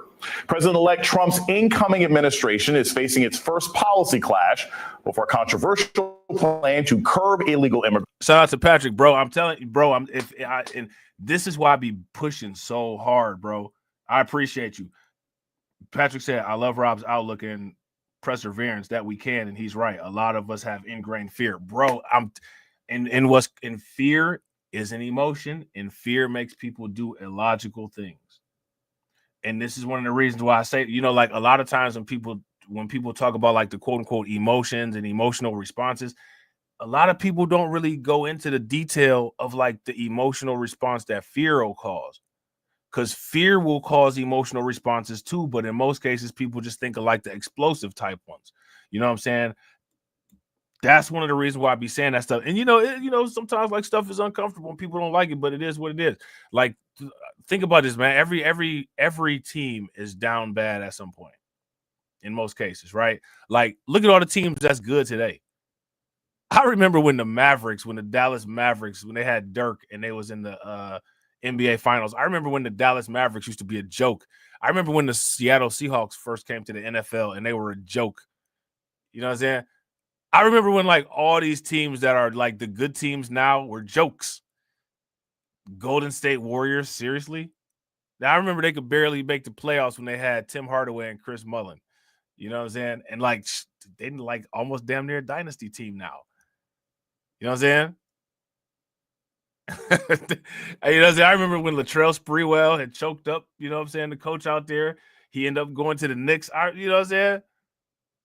I remember I never thought that there would be anybody in the NBA Finals other than either the Chicago Bulls, the Boston Celtics, the Detroit Pistons, or the LA Lakers. I thought them was the only teams. I was like, you know, the San Antonio Spurs, they good. The Houston Rockets, they good. You know what I'm saying? But they're not going to really, you know, they never going to make it. The Cavs and the Knicks, you know what I'm saying? Like, the Cavs and the Knicks, they good. The Indiana Pacers, good. They ain't never going to see it, though. You know what I'm saying? Like, they ain't never going to see it, though. And look at the way that the world has changed. Now, you know what I'm saying? Now, them teams, except for besides the Lakers and the Celtics, but, you know, that's a different discussion, right? Besides, like, the legacy teams like the Lakers, the Celtics, the Yankees, the Red Sox, everything else, everything is anybody's game now. Yeah, I remember when the Chiefs was a joke, bro. Now what? Somebody told me the Chiefs was what? Like I'm like a dude that just got out of jail. The Chiefs in the Super Bowl, man. It's Kansas City, bro. I remember when it was the Houston Oilers. The world was in an uproar because of the woke Warren Moon, Randall Cunningham, and all that with the Philadelphia Eagles. That was back in the day when the NFL had like 3 black quarterbacks, and everybody, anytime they made any type of mistake, they was just, these are the worst quarterbacks in the NFL. Yet these quarterbacks are taking their teams to Super Bowl. Warren Moon was out here killing it. Like, I remember them days. And I remember how people say sports is a distraction, but what's interesting about sports is that sports didn't ever distract me about anything. I saw a lot of world insight through sports. I saw how, despite that I'm from Cleveland, I'm saying, I love my Cleveland teams, I'm saying, I really, it would have been nice if the Cavs had won. I knew the Cavs wasn't beating the Bulls. Mark Price and Craig Elo don't have nothing for no damn Michael Jordan. You sound crazy. That's like me sitting up there saying, like, Jadakiss is my man, but Beanie Siegel won that battle. It is what it is. He won that battle. I say it a million times. Jadakiss, the Locks, I rock with them. I rock with the Locks. Beanie won that battle. You know what I'm saying? Beanie won that battle. Hey, you know what I'm saying? I rock with the Cavs. I love the Cavs. They ain't getting past no damn Chicago Bulls with 23 Michael Jordan. Ain't no way. You know what I'm saying? But you had the people in Cleveland, they actually had some type of insanity where they thought that, like, Danny Ferry and Mark Price and, Craig Elo had a chance of beating Michael Jordan in the NBA playoffs. Y'all crazy, man. Oh, you ain't no real Cavs. No, I'm a realist. It would be nice, and I'm gonna be rooting for the Cavs. But you think you're going to get me to sit up here and say that they got a chance to beat Michael Jordan? You sounding crazy. And then, of course, the shot happened. You know what I'm saying? Yeah. Shout out to Cameron. Cameron said Warren Moon was passing for 400 every week, and they wanted a WQB to do that and send him to Minnesota, and the W dude couldn't win 5 games. Yeah, but people will say you can't learn anything out of sports, and it's a distraction. If the Warren Moon lesson of being a quarterback isn't a lesson for black men, I don't know what is. But okay, sure. You know what I'm saying? Okay. What sports should tell you is that as long as you work for one of these people, you could do the job 10 times better than one of these people. The only standard of anything, quote unquote, good enough is what they say is good enough. Not how you do the job. But yet these are the people that claim to have an issue with DEI. You know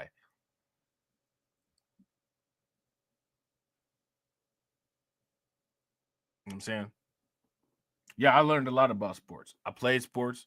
You know what I'm saying? Now, I would tell somebody, of course, like, sports shouldn't be your major concentration.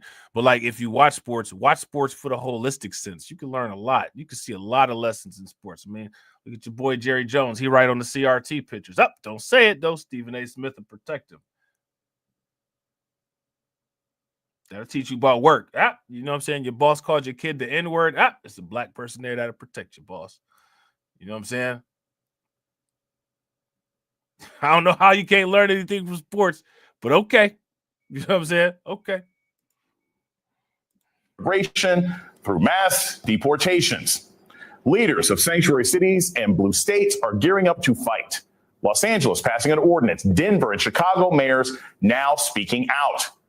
In a moment, I will speak with one Democratic mayor joining the resistance. But first, the Washington Post reporting Trump's administration is eyeing a, quote, funding showdown.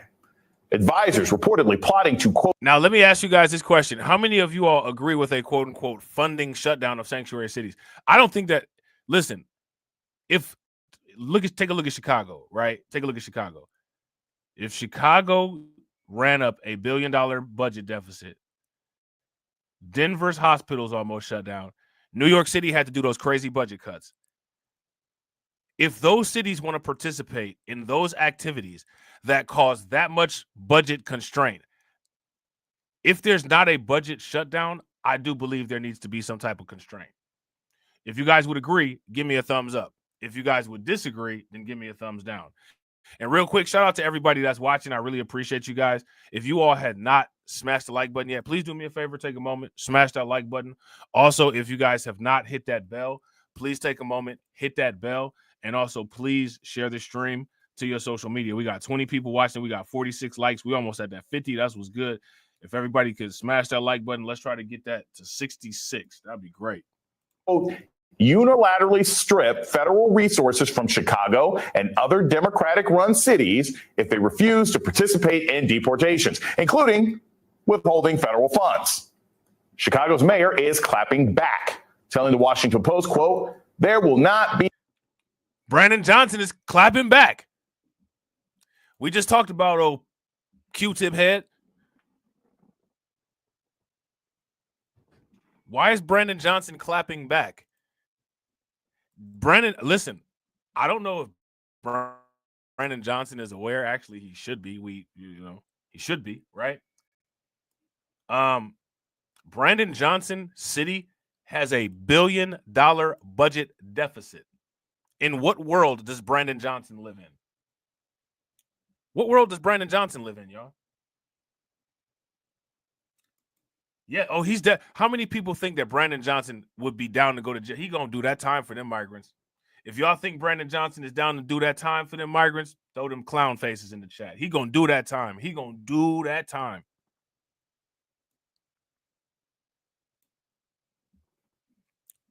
Brandon Johnson will definitely do that time for them migrants. And let me ask you this question. Did migrants put him in office? Who put him in office? Any cooperation with ICE deportations, saying the city will challenge any threats to its funding. Trump's appointed Border Czar is already making blatant threats to local officials, visiting the border this week alongside Texas Governor Greg Abbott. Shout out to Al. What's good with it, bro? Clear. There is going to be a mass deportation. We're not waiting till January. We're already talking. We're already planning. We're going to put a plan in place and secure this nation at the highest level it's ever seen. It is a felony to knowingly harbor and conceal an illegal alien from immigration authorities. Don't test us. They are already working. Borders are Mike Ehrmantraut. You know what I'm saying? Borders are Mike Ehrmantraut. NBC News reporting local law enforcement agencies are preparing to ramp up a controversial program, allowing them to partner with ICE to bolster manpower amid Trump's deportation efforts. Trump was clear in his campaign, and now he's making it priority one. Here with me to discuss is Mark Thompson, radio host, reverend, and civil rights activist, and Lee Gallant, attorney and deputy director of the Immigrants' Rights Project at the ACLU. Reverend, I will start. I mean, where do they get these people?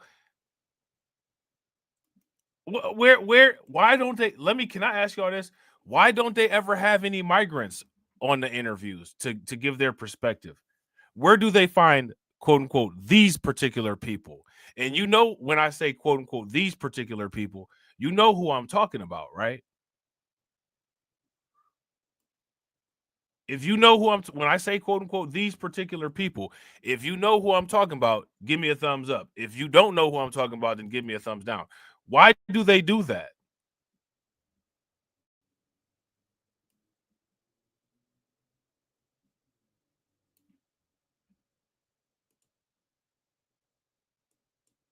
Where do they find these people? Now, you see this individual here, he works for the ACLU, and this kind of goes into that whole thing that we're talking about quote unquote working for people, quote unquote, right? Why are you working for that particular organization? To partner with ICE to bolster manpower amid Trump's deportation efforts. Trump was clear in his campaign, and now he's making it priority one. Here with me to discuss is Mark Thompson, radio host, reverend, and civil rights activist, and Lee Gallant, attorney and deputy director of the Immigrants' Rights Project at the ACLU. Reverend, I will start with you.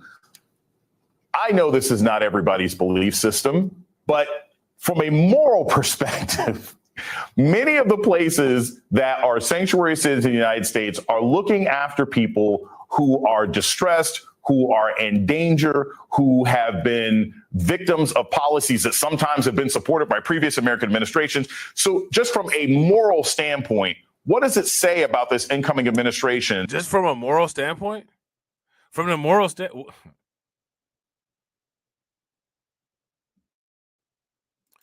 Here's a better question. I got a question for you guys from a moral standpoint. How do you feel about entering the country illegally?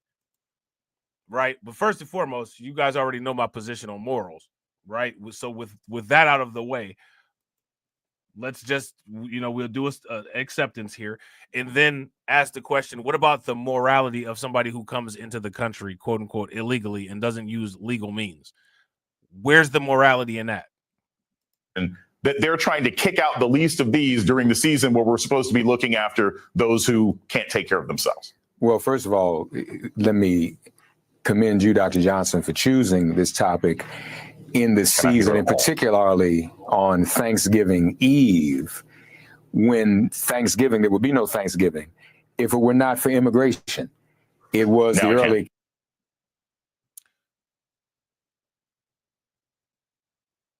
I don't even know what to say right now. I don't know what to say right now, except for I'm going to say this. You know what I'm saying? As a fellow light-skinned brother, you're irritating me with that BS. And you need to stop. Controversial program allowing them to partner with ICE to bolster manpower amid Trump's deportation efforts. Trump was clear in his campaign, and now he's making it priority one. Here with me to discuss is Mark Thompson, radio host, reverend, and civil rights activist, and Lee Gallant, attorney and deputy director of the Immigrants' Rights Project at the ACLU. Reverend, I will start with you. I know this is not everybody's belief system, but from a moral perspective, many of the places that are sanctuary cities in the United States are looking after people who are distressed, who are in danger, who have been victims of policies that sometimes have been supported by previous American administrations. So just from a moral standpoint, what does it say about this incoming administration that they're trying to kick out the least of these during the season where we're supposed to be looking after those who can't take care of themselves? Well, first of all, I think that somebody that's able to go through the Darien Gap and get to the United States, I think that individual can take care of themselves more than likely better than I can. And I'm pretty capable. I'm pretty adaptable. I'm a fast learner. I'm pretty good with, doing things on the fly, learning quickly. But I still believe that somebody that survived the Darien Gap to get to the United States on barefoot, I think that they're pretty damn capable of taking care of themselves. Probably a lot better than I could.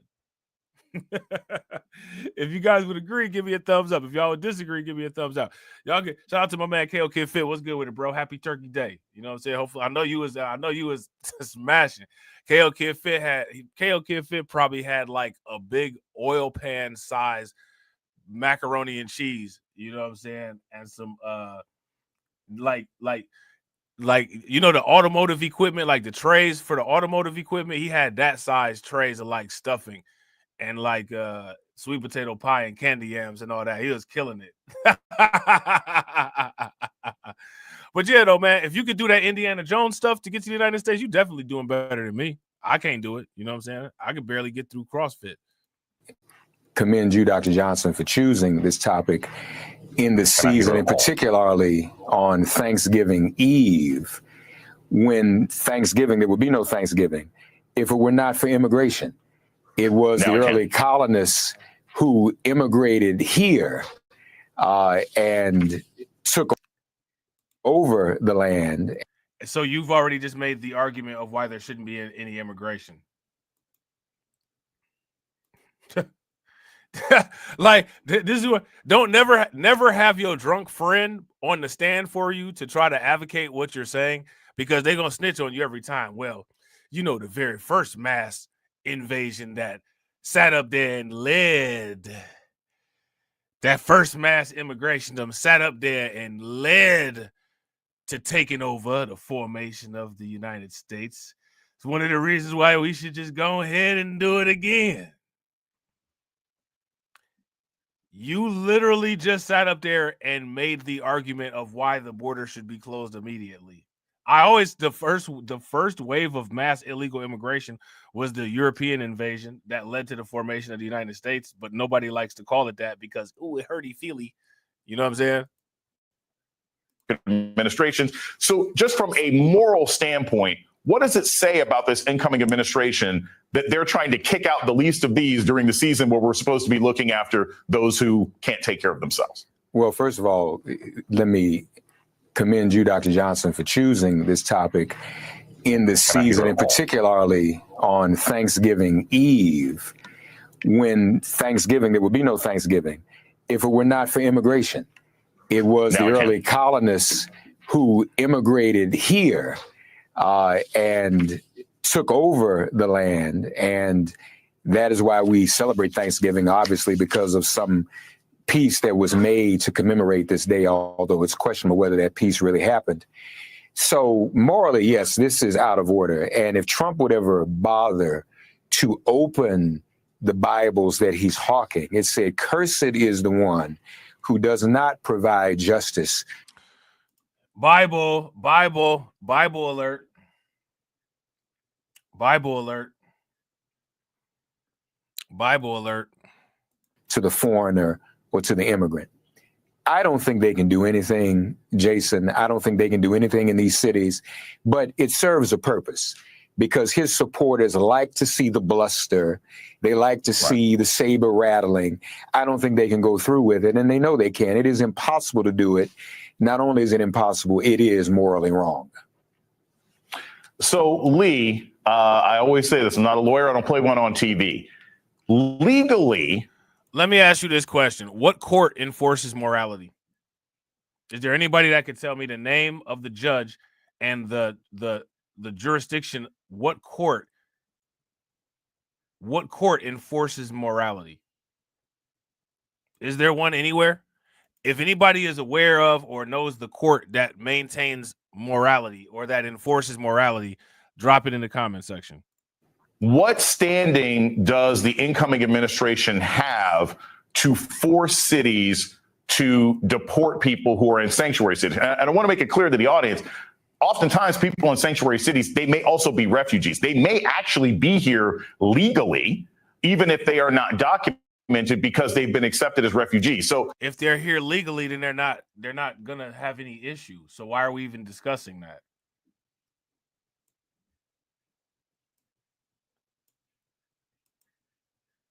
Let me ask you guys this question. How many times do people need to say the same thing? The mass deportation operation is allegedly designed to prioritize and target problematic, criminal, undocumented migrants. Is that true? If that's true, give me a thumbs up. If it's not true, then give me a thumbs down. I want you guys now. The thing that's interesting about this, MSNBC, they still seem to just not be able to grasp why they can't maintain an audience, why people are leaving in mass numbers, why the viewership is down. Not only is the viewership down because they're cringe and they use old, outdated talking points that Democrats and Democrat adjacents use, right? But they're down because they just say things that don't make sense, that can be easily debunked. And then you have Fox and all these other places that get all of these easy to access news clips that they've made by having these clowns like this guy on here just saying absolutely nothing. You know what I'm saying? Is there a legal standing to what the Trump administration, incoming Trump administration, claims they want to do? Yeah, well, thanks for having me. I think there are going to be enormous court battles if they try to cut funding. Those occurred during the first Trump administration. I think they're going to be heightened now, and I think you are going to see blue states pushing back to say, look, you can't cut our funding for these reasons. How those play out, we'll have to see, but I think those are going to be enormous legal battles. But to your point, I mean, we're talking about going into cities, not just blue cities, all cities, rounding up people who have been living here for a long time, contributing, don't have criminal convictions. It's going to result in families being separated. Now, again, they keep talking about not having criminal convictions, but I want you guys to, I'm going to keep bringing this up every single time we talk about this or every single time we do this.